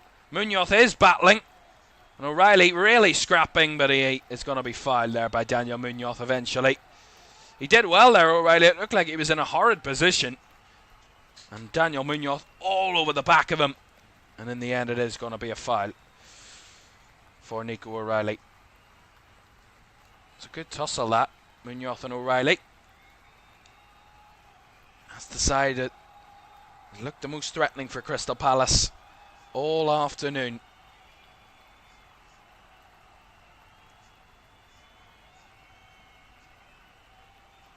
"20 minutes to go. Palace lead by a goal to nil.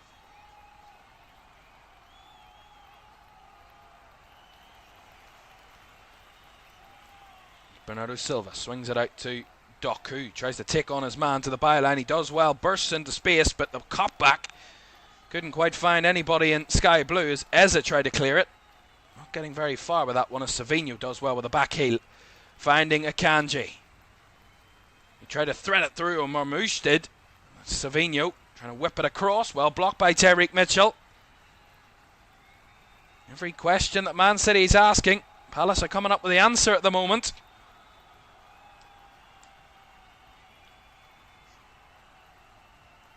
Bernardo Silva to Ruben Dias. Right, Kevin De Bruyne. Thread it through to Haaland, linking up, and De Bruyne had an effort. Well charged down in and around the box. Here's Doku wide. They're trying to up the tempo a bit, City. Getting a little bit more desperate. Vardiol. Diaz. Out to the right side here for Savinho. Not much space in the centre. Diaz, very narrow. Out wide is Doku. Munoz and Sarr in his way. Find a little bit of space for De Bruyne, who absolutely cannons one off the face of Adam Wharton, who's gone down. And I think this is definitely going to be a stoppage in play. I don't know if Kevin De Bruyne is complaining about the stoppage, but I mean, a man has literally been thumped in the face with a football and has gone down. I think the referee has to stop the game, considering we've already seen a player have to come off due to that. Mark he was the one that went off. Adam Wharton is the one down after blocking Kevin De Bruyne's effort with his face. And every little glance of the clock will grow the nerves of the City fans and the City players as the game continues to tick on. And there becomes less and less time for City to find a leveller and City to rescue this. Crystal Palace were runners-up of the FA Cup in 1990 and 2016. They won the full Members' Cup in 1991, beating Everton in that final. I don't even know what that cup is. Gotta say, they have never won a senior honour of Crystal Palace in the club's history in the top flight. They've won playoffs, they've won second division, third division, fourth divisions. This is the big one, as Adam Wharton has to come off for at least 30 seconds due to receiving treatment, but he is okay, thankfully, and should be ready to continue very shortly. City have the ball with a drop, got the drop ball there as they had the possession, and the game was stopped. Doku, Vardiol well challenged, and Sarr trying to burst away. He's got De Bruyne for company, and couldn't hold off De Bruyne for too long as it's fallen out of Doku. Space here, a bit more for City. Mateta trying to close down, as are all the Palace players. Still without Wharton. Bernardo Silva, Savinho tried the cross, blocked by Mitchell. Savinho gets it back again.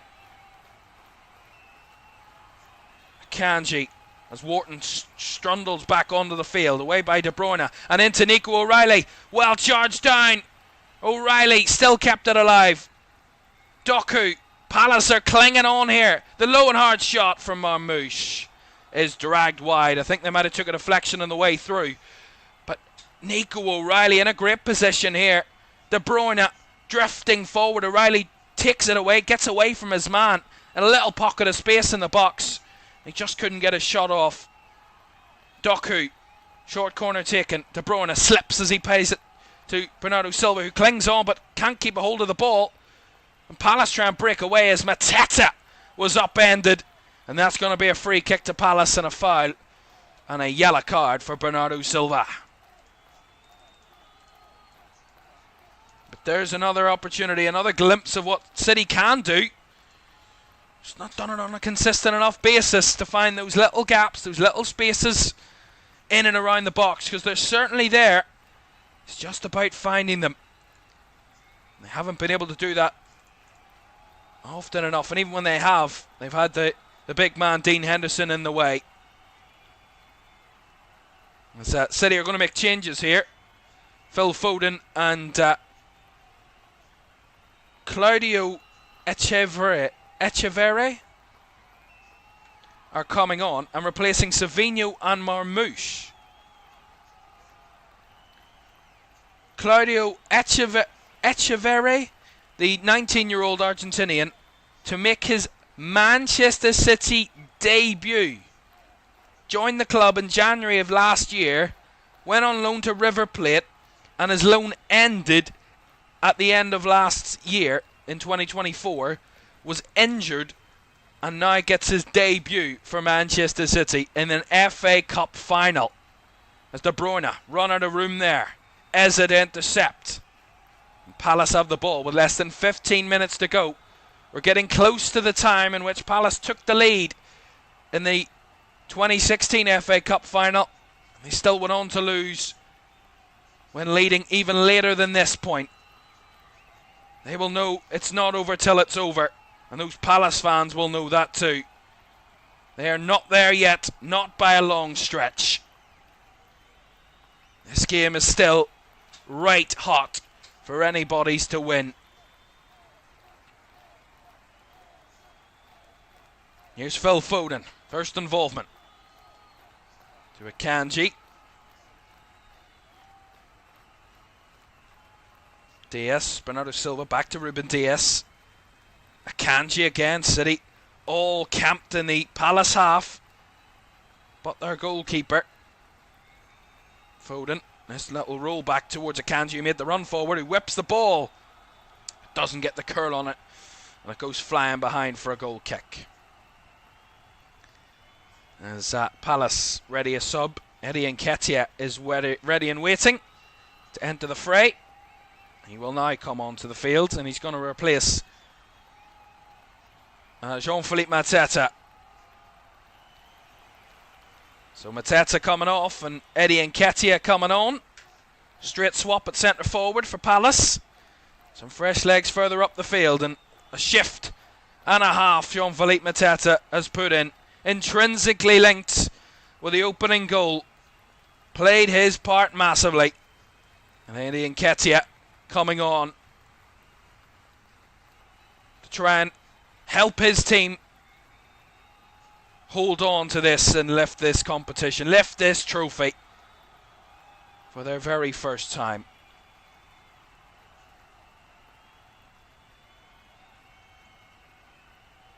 There's no doubting the qualities and attributes that Eddie Nketiah have. Two very different centre forwards for Crystal Palace, by the way. Jean-Philippe Mateta, that big, kind of aggressive, physical centre forward, whereas Eddie Nketiah is a more tricky little player. Basically on height as well, but he gives you that pace. He will run for days, Eddie Nketiah. And that's no doubt about that. The qualities he possesses. The ability to spin in behind.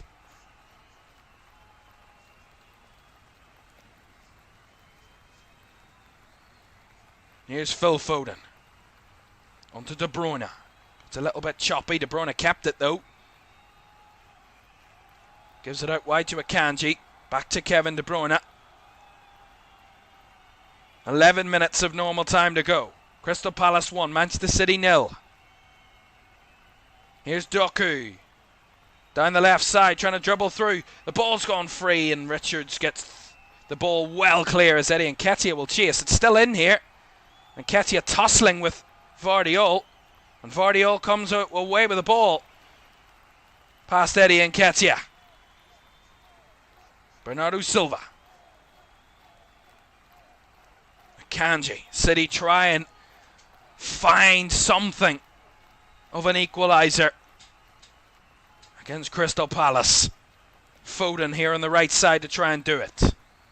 Cuts back to Akanji. Now inside to De Bruyne again. Palace shirts everywhere you look. Foden. Back to De Bruyne. Tried the cross, well blocked by Eddie Nketiah, but it will be a Manchester City corner. 10 minutes to go.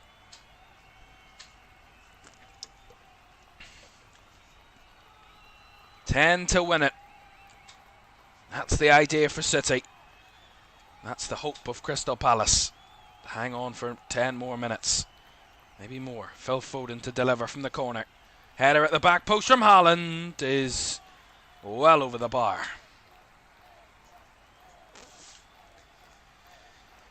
I gotta say, both managers are wearing black today, but I am sure they're sweating buckets on the sidelines.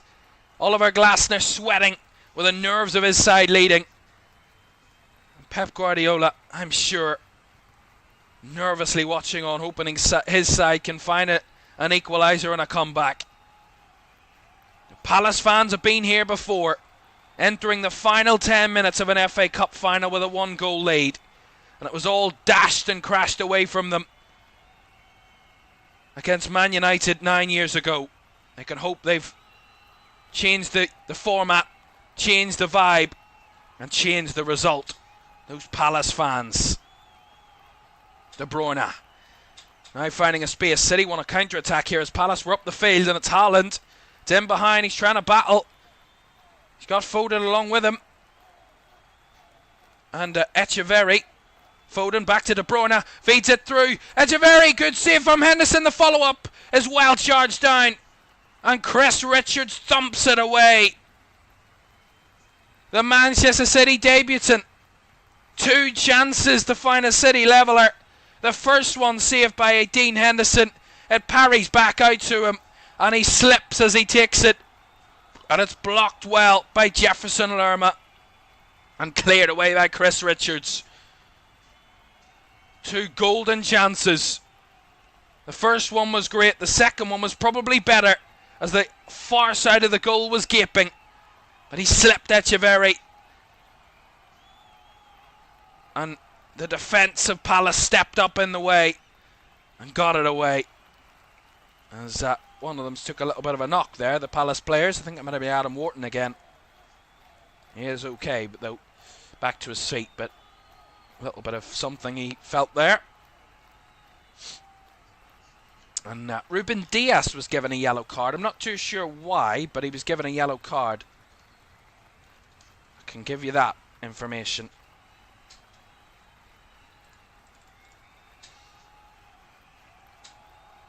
Bernardo Silva. De Bruyne. Silva again. Back to Diaz. And trying to move it quickly. Akanji out wide to Foden. 7 minutes to go. Akanji squared it across. Diaz trying to lift it. Away by Richards.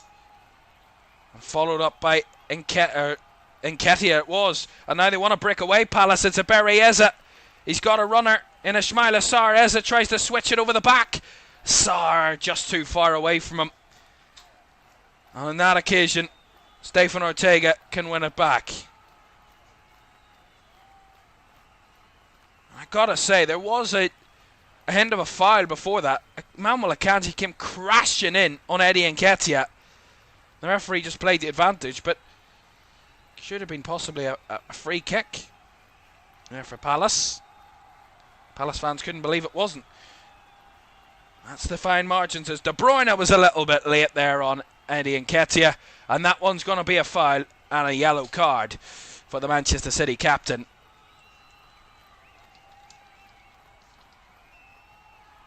Time is starting to run out for City.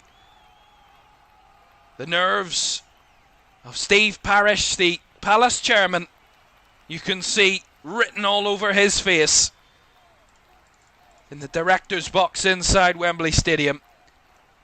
Oliver Glasner fully focused on getting his team over the line. Pep Guardiola and his coaching staff in conversation on the bench, trying to find a way to get City that leveller. A sight of frustration for Pep Guardiola on the bench there. A City side that have made 3 times the amount of chances that Palace have. 18 shots to 6. 79% possession to 21% in City's favour. One big chance though. And that's what it comes down to. 18 shots, but only one big chance created. Eze has the ball here. Nketiah won it back, and Palace trying to get themselves up the field here. They can put it to bed here if they get it into the box, and Nketiah was there. But it was cleared away by the City defence as Richards keeps it alive. Falls to Eze. And it's fed back to Chris Richards. As there's a Palace player down, the referee will play on as his team are in possession. It's Adam Wharton that's down again. Lerma switches it out to Ismaila Sarr on the right side. Rolls it into Daniel Munoz, who's in the box. Munoz strikes it right across goal. And there was bodies in the middle to try and direct it in. And it just goes wide. And out for a throw-in. It went that far wide from the cross. Whether it was a shot or a cross, it wasn't too far away from Daniel Munoz.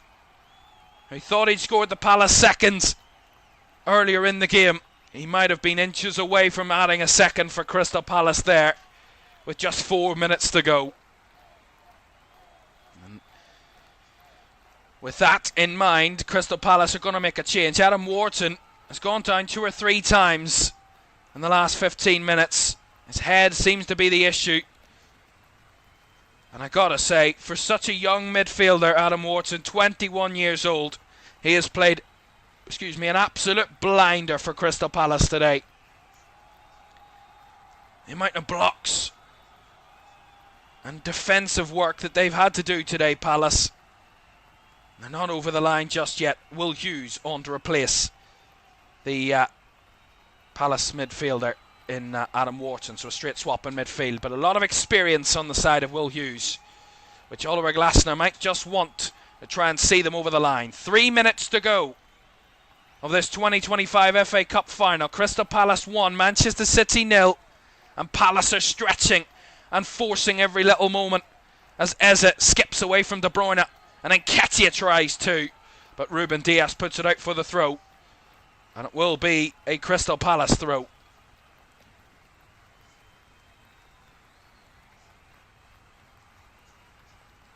This is a moment that those Crystal Palace fans will not want to forget. This could be their day. They're starting to believe. The nerves are starting to turn into excitement for those Palace fans. It's not done yet, but they are just within touching distance. Ilkay Gundogan comes on for Bernardo Silva in the City midfield, just to try and give them one little extra opportunity. Some fresh legs, some very experienced legs in Ilkay Gundogan, who scored within seconds of coming onto the field. The seconds of the 2023 FA Cup final. As Dean Henderson thumps away for Palace. Retrieved in the midfield by Daichi Kamada. And now Richards through to Hughes. Trying to play tiki-taka football there, Palace. And they almost find it as the ball in behind. And Nketiah, as he stayed onside, he hasn't. He's just offside there. Eddie Nketiah. Just a hint offside. But he was almost through there. If he'd have kept himself on, he might have had a chance. Palace are trying to eke out every second that they can of the clock and time that remains. City want to get forward quickly and try and find that goal that's eluded them and evaded them for 89 minutes so far. De Bruyne. Vardiol. Doku. Back inside to Kevin De Bruyne. Now Gvardiol out wide to Doku again. Doku driving into the box. Jeremy Doku still going. Jeremy Doku guided outside the box by the Palace defence, who are rigid in their shape. Foden has to switch it back inside to De Bruyne. Foden making the move in the centre as City keep moving it. De Bruyne. Now Ruben Dias. A few seconds remain of the 90. How long will be added on? Doku. Munoz and Sarr in his wake. Has to cut it back to Vardiol. He threads it through. Gundogan finding O'Reilly. Is there a bit of room? The ball lifted to the back post, but just too high. And it's out and behind for a goal kick. As 10 minutes is the number on the board. 10 additional minutes at the end of this FA Cup final. 10 more minutes.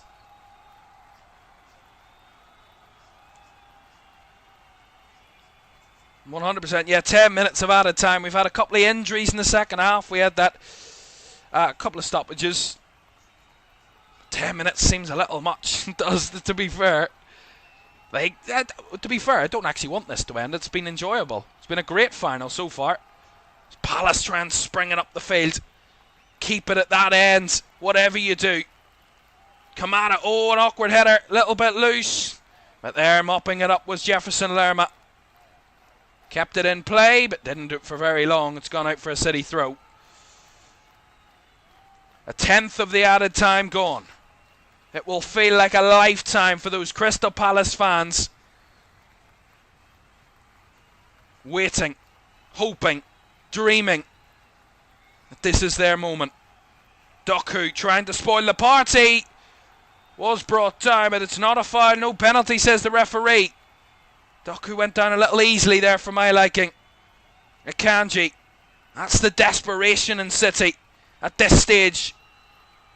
Any little help, any little hint of a chance. They want to start it and they want to get it. Palace have been so stubborn, so rigid, so compact, so resolute. Whatever word you want to use, it's all applicable here.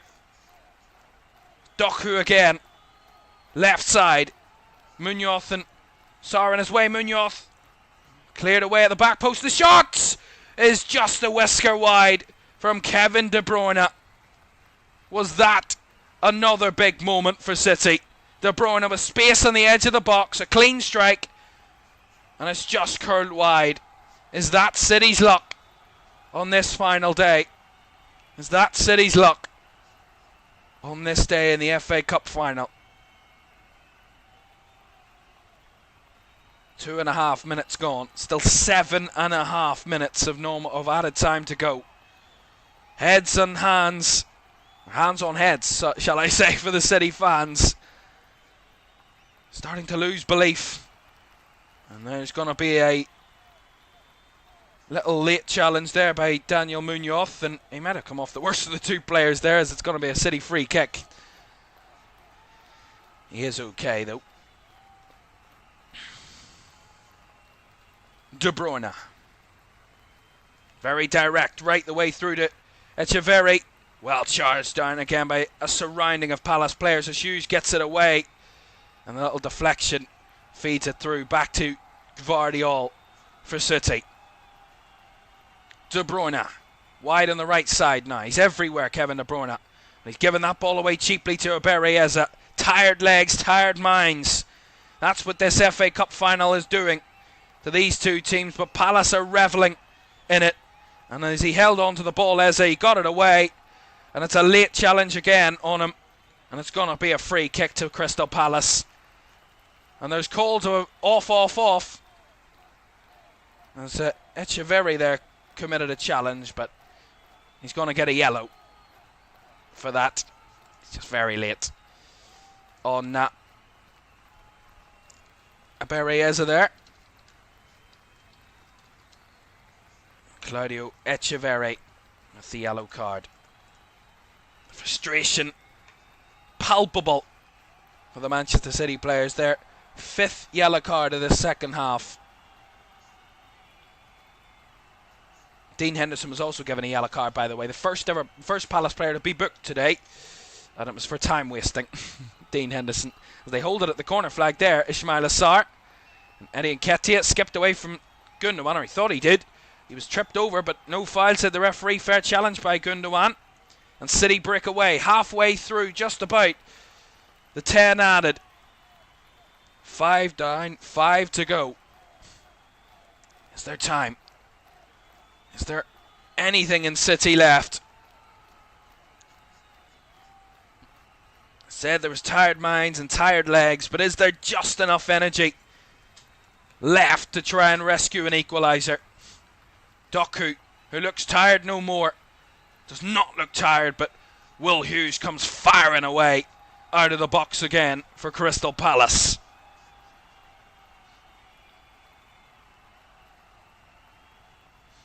De Bruyne. Diaz. Out wide to Doku again. He's the man to give it to. Look at the space. Look at the energy. Richards stretches. Couldn't reach it. Palmed away by Henderson from the shot that came flying in. Still alive. A City press and push and probe. Foden over the top of Kanji with the ball in. Bouncing down. Echeverri hits it off a man. They're calling for handball. It's right down the throat of the player. I don't think it hits his hand. And it's cleared away by Palace again. It is last-ditch stuff from Crystal Palace. It's pure and sheer desperation for Manchester City. De Bruyne. Akanji. Back to De Bruyne again. 4 minutes to go. Diaz out wide to Doku. Doku on the touchings of the 18-yard box. And the markings. It's again cleared away. And Eddie Nketiah there to intercept. And get it away as he can. Ortega there to recycle. And get City on the attack again. Diaz. To Phil Foden. Will whip one in, but far too deep. And nowhere near anyone in sky blue. And that Palace will lap up all day long. Just under over 3 minutes to go. Of the 10 added, Palace are as close as they have ever been. It will be the longest 3 minutes of those Palace fans' lives. If not, the last 97 haven't been long enough. The last 86, or last 81, sorry, since they've led the game. They could have been 2-0 up. They were not far away from 2-0 up when the offside was called against Ismail Assar. They had to bounce back. They had to battle back. They had to give their all and fight for it all. But will Man City snatch an equaliser before the final whistle? Or will Palace get it done Will Palace get over the line? De Bruyne. Flicks it over the top, looking for Foden in the box. Away by Mitchell. Gundogan recycled it. Echeverri. Now back to Akanji. Now out wide to Foden. Up against Mitchell. Foden back to Akanji, who recycles it again wide to De Bruyne, who lifts it into the box. But one that was wayward, and one that will be gladly seen by Crystal Palace again. Less than 2 minutes now. The fans praying. Cannot believe their eyes. They can't even bear to look. I can guarantee you there will be some release. One side of Wembley will erupt if this is going to happen. If Palace are going to get it done.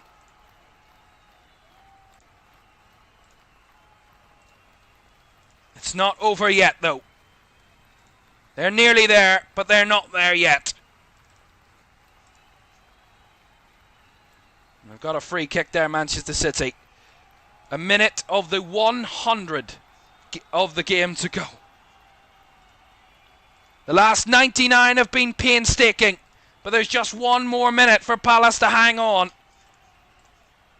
City have to have a last gasp hope and dream and belief that they can get an equaliser. But there's just seconds now remaining. 35 seconds and counting. Diaz. Doku. Doku with a shot, and that's gladly seen wide. And could that be that? Could that be the moment that Crystal Palace see it? They believe it now. The whistle's not gone yet, but they believe that chance was City's last chance. Steve Parish watches on. He can't bear to look. Neither can many of the thousands in Crystal Palace red and blue. This is going to be their day, it seems. 100 is up. They're waiting on that belated final whistle from Stuart Atwell. And there it comes. Crystal Palace, for the very first time in their history, are FA Cup winners. Sensational from Oliver Glasner's team. They fought and ferried all the way from minute 1 to minute 100. And they're on cloud 9. If there's anything higher than cloud 9, the Crystal Palace fans are there. This is their day. The day of the Eagles. The year of the Eagle. It's Crystal Palace who've done it. And they are the FA Cup winners. 9 years ago they came ever so close. Beaten by Manchester United. And in the end, they come away with the glory. In their third ever final, the previous two have ended in despair and defeat. But today, it ends a very different way. Crystal Palace are the 2025 FA Cup winners. Dean Henderson, take a bow. Chris Richards, take a bow. Aberieza, take a bow. Jean-Philippe Mateta, take a bow. You can name them all. They all deserve immense credit for Crystal Palace. It might not have been the glorious way to do it. It might not have been the modern way to do it. But who cares? Who cares? Crystal Palace have glory. Their first ever win. Their first ever major trophy. And they have finally done it. Look at that. It was the Philadelphia Eagles for the Super Bowl at the start of the year. It is the South London Eagles that win the FA Cup in late May. Absolutely sensational. What a day for Crystal Palace and their fans. They deserve it, no doubt. No doubt. They've come through trials and tribulations all season. And eventually, and finally, they've done it. Aberieza, their star man, finds that goal.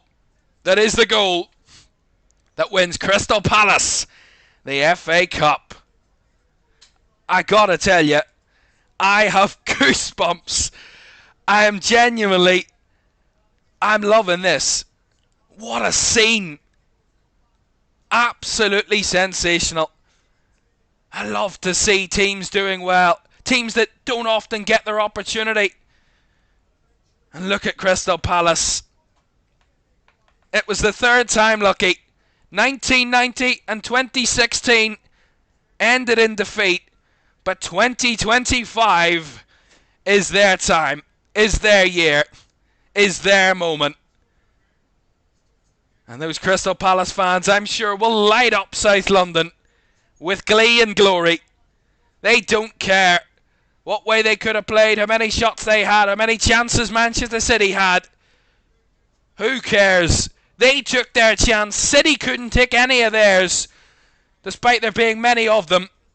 And Crystal Palace fought to the very death.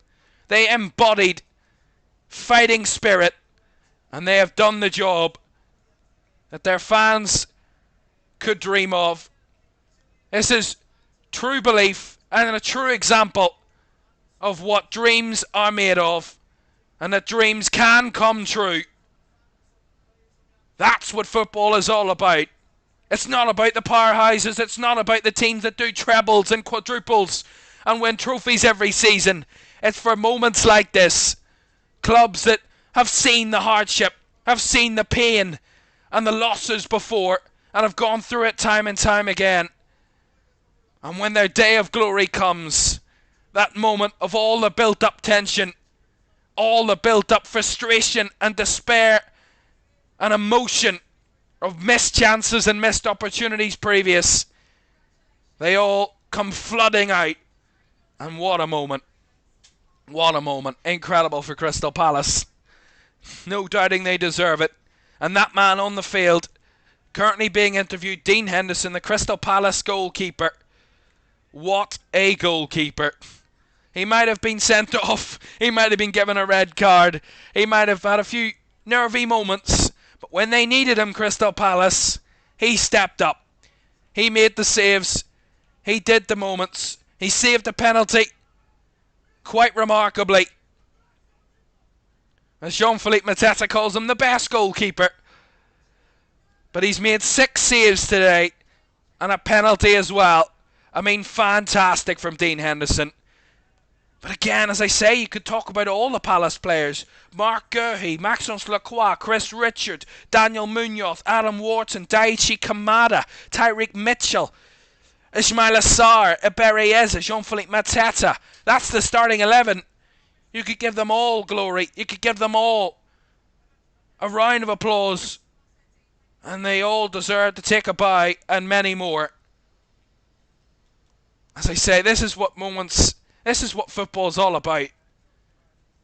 We saw Leicester win the FA Cup in 2021, and what a day it was for them. But this, for Crystal Palace, this is a moment to dream and never to forget. Just incredible. Absolutely fantastic. And look at the scenes. I mean, you can never get bored of seeing that. Thousands upon thousands of fans with just pure passion and love for their football club. And Palace embody that. Thousands upon thousands. Some still can't believe it. It might not sink in to a few hours' time or even a few days' time. But Crystal Palace will play Liverpool at Wembley in the Community Shield in August. They will be in the Europa League next season. Crystal Palace. Things are looking up for this South London club that were promoted in 2013. Roy Hodgson played his part in keeping them in the division for many a year after that. And look at what Oliver Glasner's taken up. The foundations were there with Steve Parish as the chairman. And Oliver Glasner brought the tactics, brought the way of playing, and brought the belief into this squad. And look at what they've delivered. The first ever major trophy for Crystal Palace. They won a trophy in 91. It wasn't a major trophy. That was their only ever trophy they've won in a cup stance. They've won second divisions, third divisions, playoffs. This is in another world, on another planet, on another universe. And those two, Ebere Eze and Oliver Glasner, they're just amongst a number of Palace players and the coaches and everyone at Crystal Palace Football Club that deserve this day for them and their fans. Quite incredible. What a day. Wow. I think we all need to take a breather. We will take a breather. We're going to take a quick break, but we will be back in a few minutes as Palace get ready to lift the FA Cup. We'll be back in just a moment.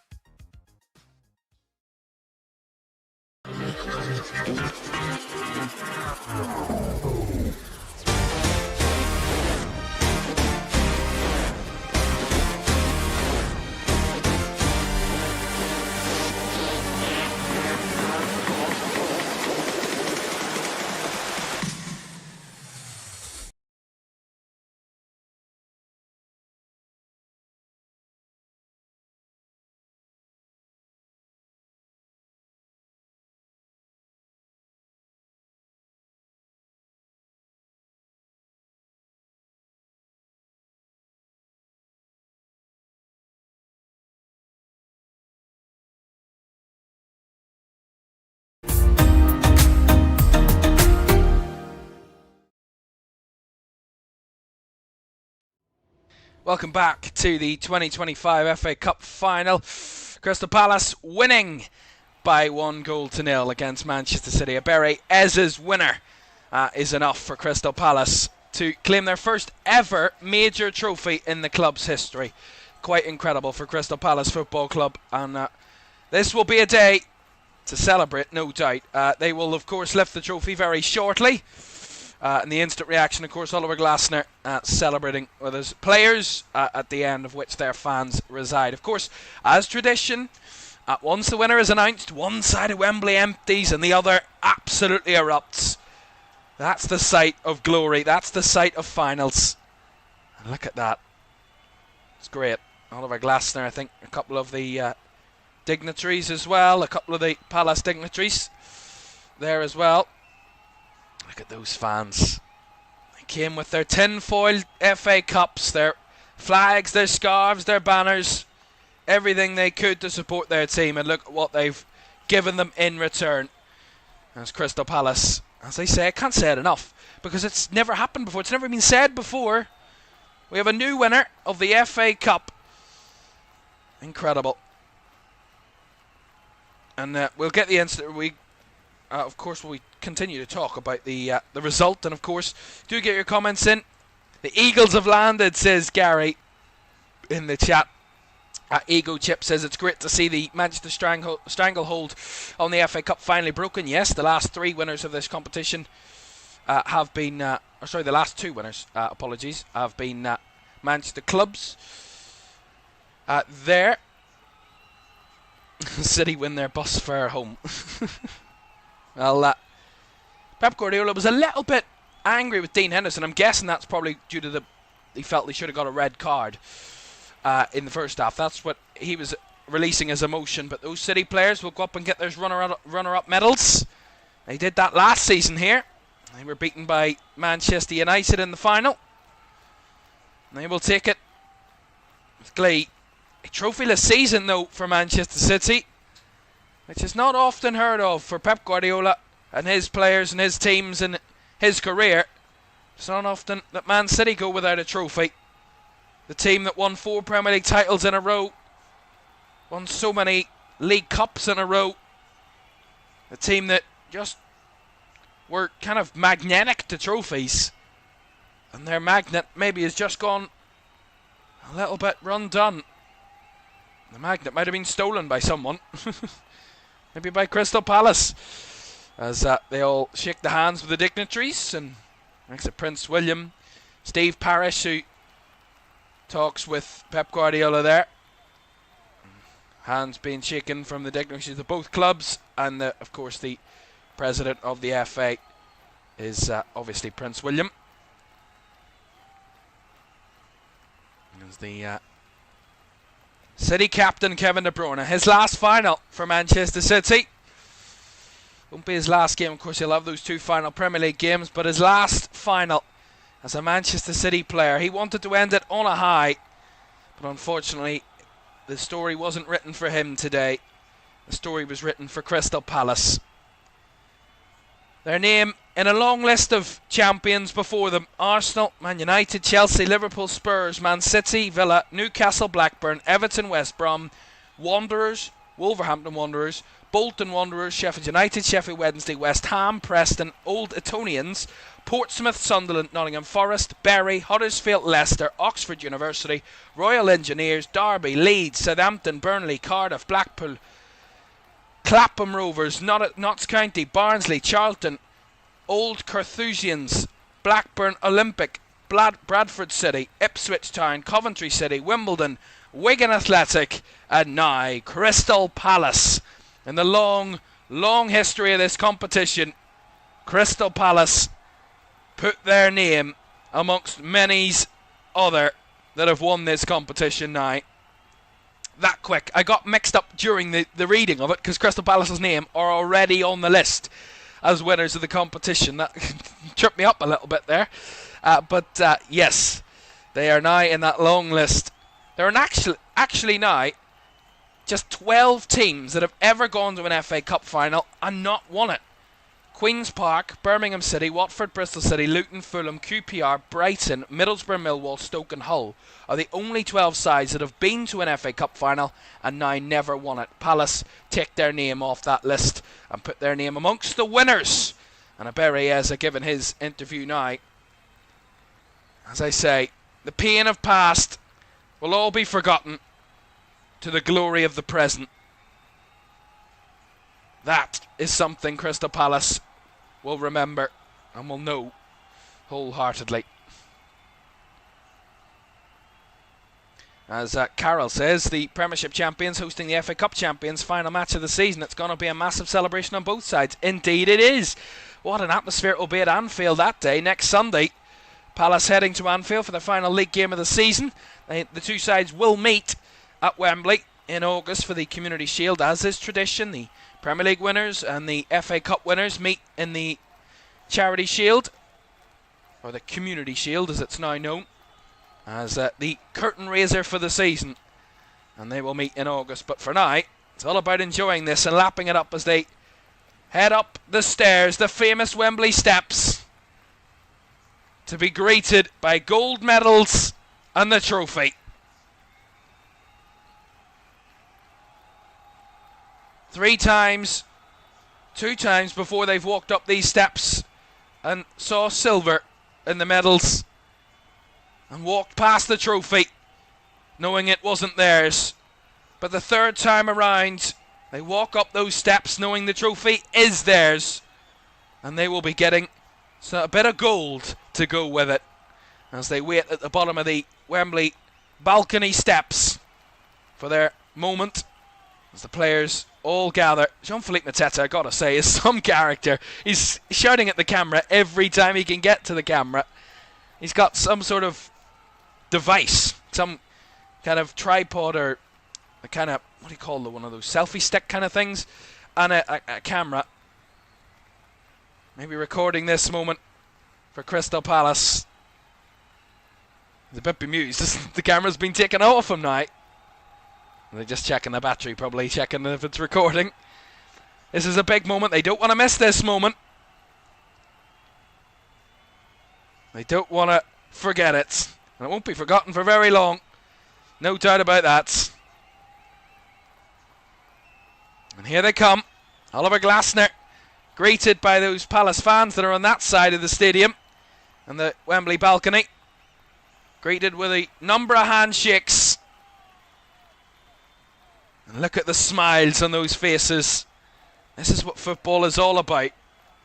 Moments of heartache and pain all get washed away by the glory and the joy of success.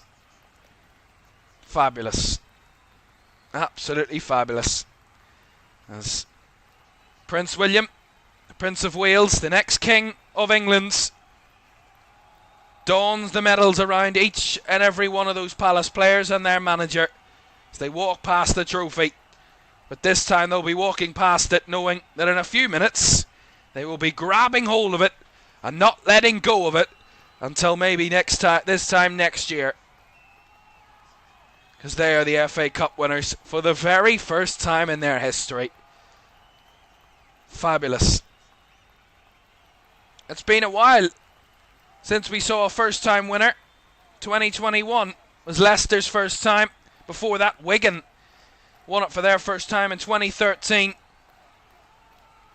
It's a long while before that since we last saw our first-time winners back in the 80s.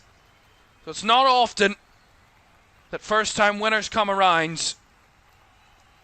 But Palace have made themselves one of those tonight and today, this evening, whatever time of day we're actually on. It's, 10 to 7 UK time. To think 2.5 hours ago those players were waiting in anticipation 10 minutes away from possibly starting this FA Cup final. And now, 2.5 hours later, they are being donned with their medals. All shaking the hands of the dignitaries and the officials that are all watching on in the tradition of Wembley and the tradition of the ceremony. There's no doubt now there will be a trophy parade in South London. Trophy parade inside London. I don't know when, but there will be one. And look at that.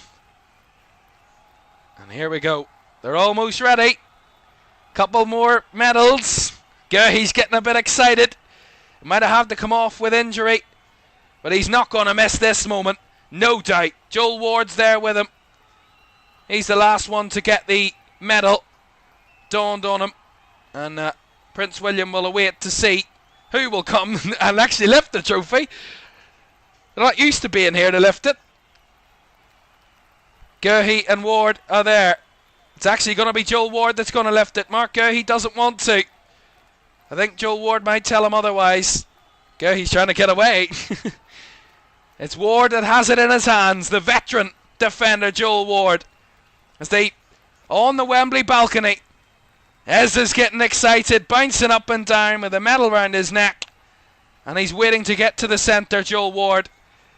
All ready to do it. As Crystal Palace, they lift the trophy, are the FA Cup winners for 2025. Mark Guehi and Joel Ward lifted aloft on the Wembley balcony. And for the very first time in this club's history, Crystal Palace are the FA Cup winners. A great moment. A great day. It will go down in Crystal Palace history. Saturday the 17th of May 2025. The day Crystal Palace lifted major silverware for the very first time. They've got a trophy cabinet with second division titles, with playoff titles, and with minor trophies. But for the first time, the FA Cup will take pride of place in front of all else. And their anthem is played around Wembley. Gareth Southgate and the old Roy Hodgson. Love to see Roy Hodgson. As each and every player gets their chance to lift the trophy. Pure joy. Pure joy for those Crystal Palace players in the stands. They will of course get their moment down on the pitch where they will lift it again. But incredible for Crystal Palace Their players, their fans, what a moment. What a moment.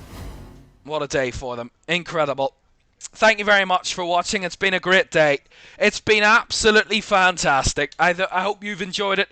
I certainly have, because it's been a fantastic day. We've watched a new side lift the FA Cup. Crystal Palace. Sink it in. Crystal Palace are the 2025 FA Cup winners. Congratulations to Crystal Palace. Commiserations to Manchester City for the second season in a row. They have gone to the FA Cup final and lost, and seen their opponents lift the trophy. Today might hurt a little bit more than previous times, with the chances and the stories that were written before the game on who will be leaving, what will happen to City next season. But that will be a worry for those City players in August, as they watch on and watch Palace lift this trophy. But a day to be never forgotten for Crystal Palace fans and their players. They will get a Europa League place in next season's competition, and that could be an incredible, incredible moment for Crystal Palace. It stands that, just before I explain this, before we go, because there is some interesting matchups to tell you about. Crystal Palace winning the FA Cup gets them the Europa League, which means 6th place get Europa League. 7th at the moment don't. They get Conference League. But if Chelsea win the Conference League and finish 6th or 7th, Chelsea, then 8th will get a Conference League place, because Chelsea, if they finish 6th or 7th, would get that Europa League place next season. So therefore, there will be 3 sides in the English Premier League that in the Europa League next season, 5 in the Champions League, and possibly, or it could be 6 in the Champions League, sorry, and there could be one more spot up for grabs. It's all happening. It's all exciting. We'll tell you what happens. We'll leave it for now. We'll be back. We'll take a breath. We'll take it back, and we'll see you tomorrow, because we have so much Premier League action. Double header tomorrow for you. We start tomorrow with this. There we go. West Ham taking on Nottingham Forest tomorrow, 2:15, and our first of a double header of Premier League action for you, as we watch Arsenal take on Newcastle at 4:30. That's tomorrow. But for today, it's Crystal Palace's day. The year of the Eagle.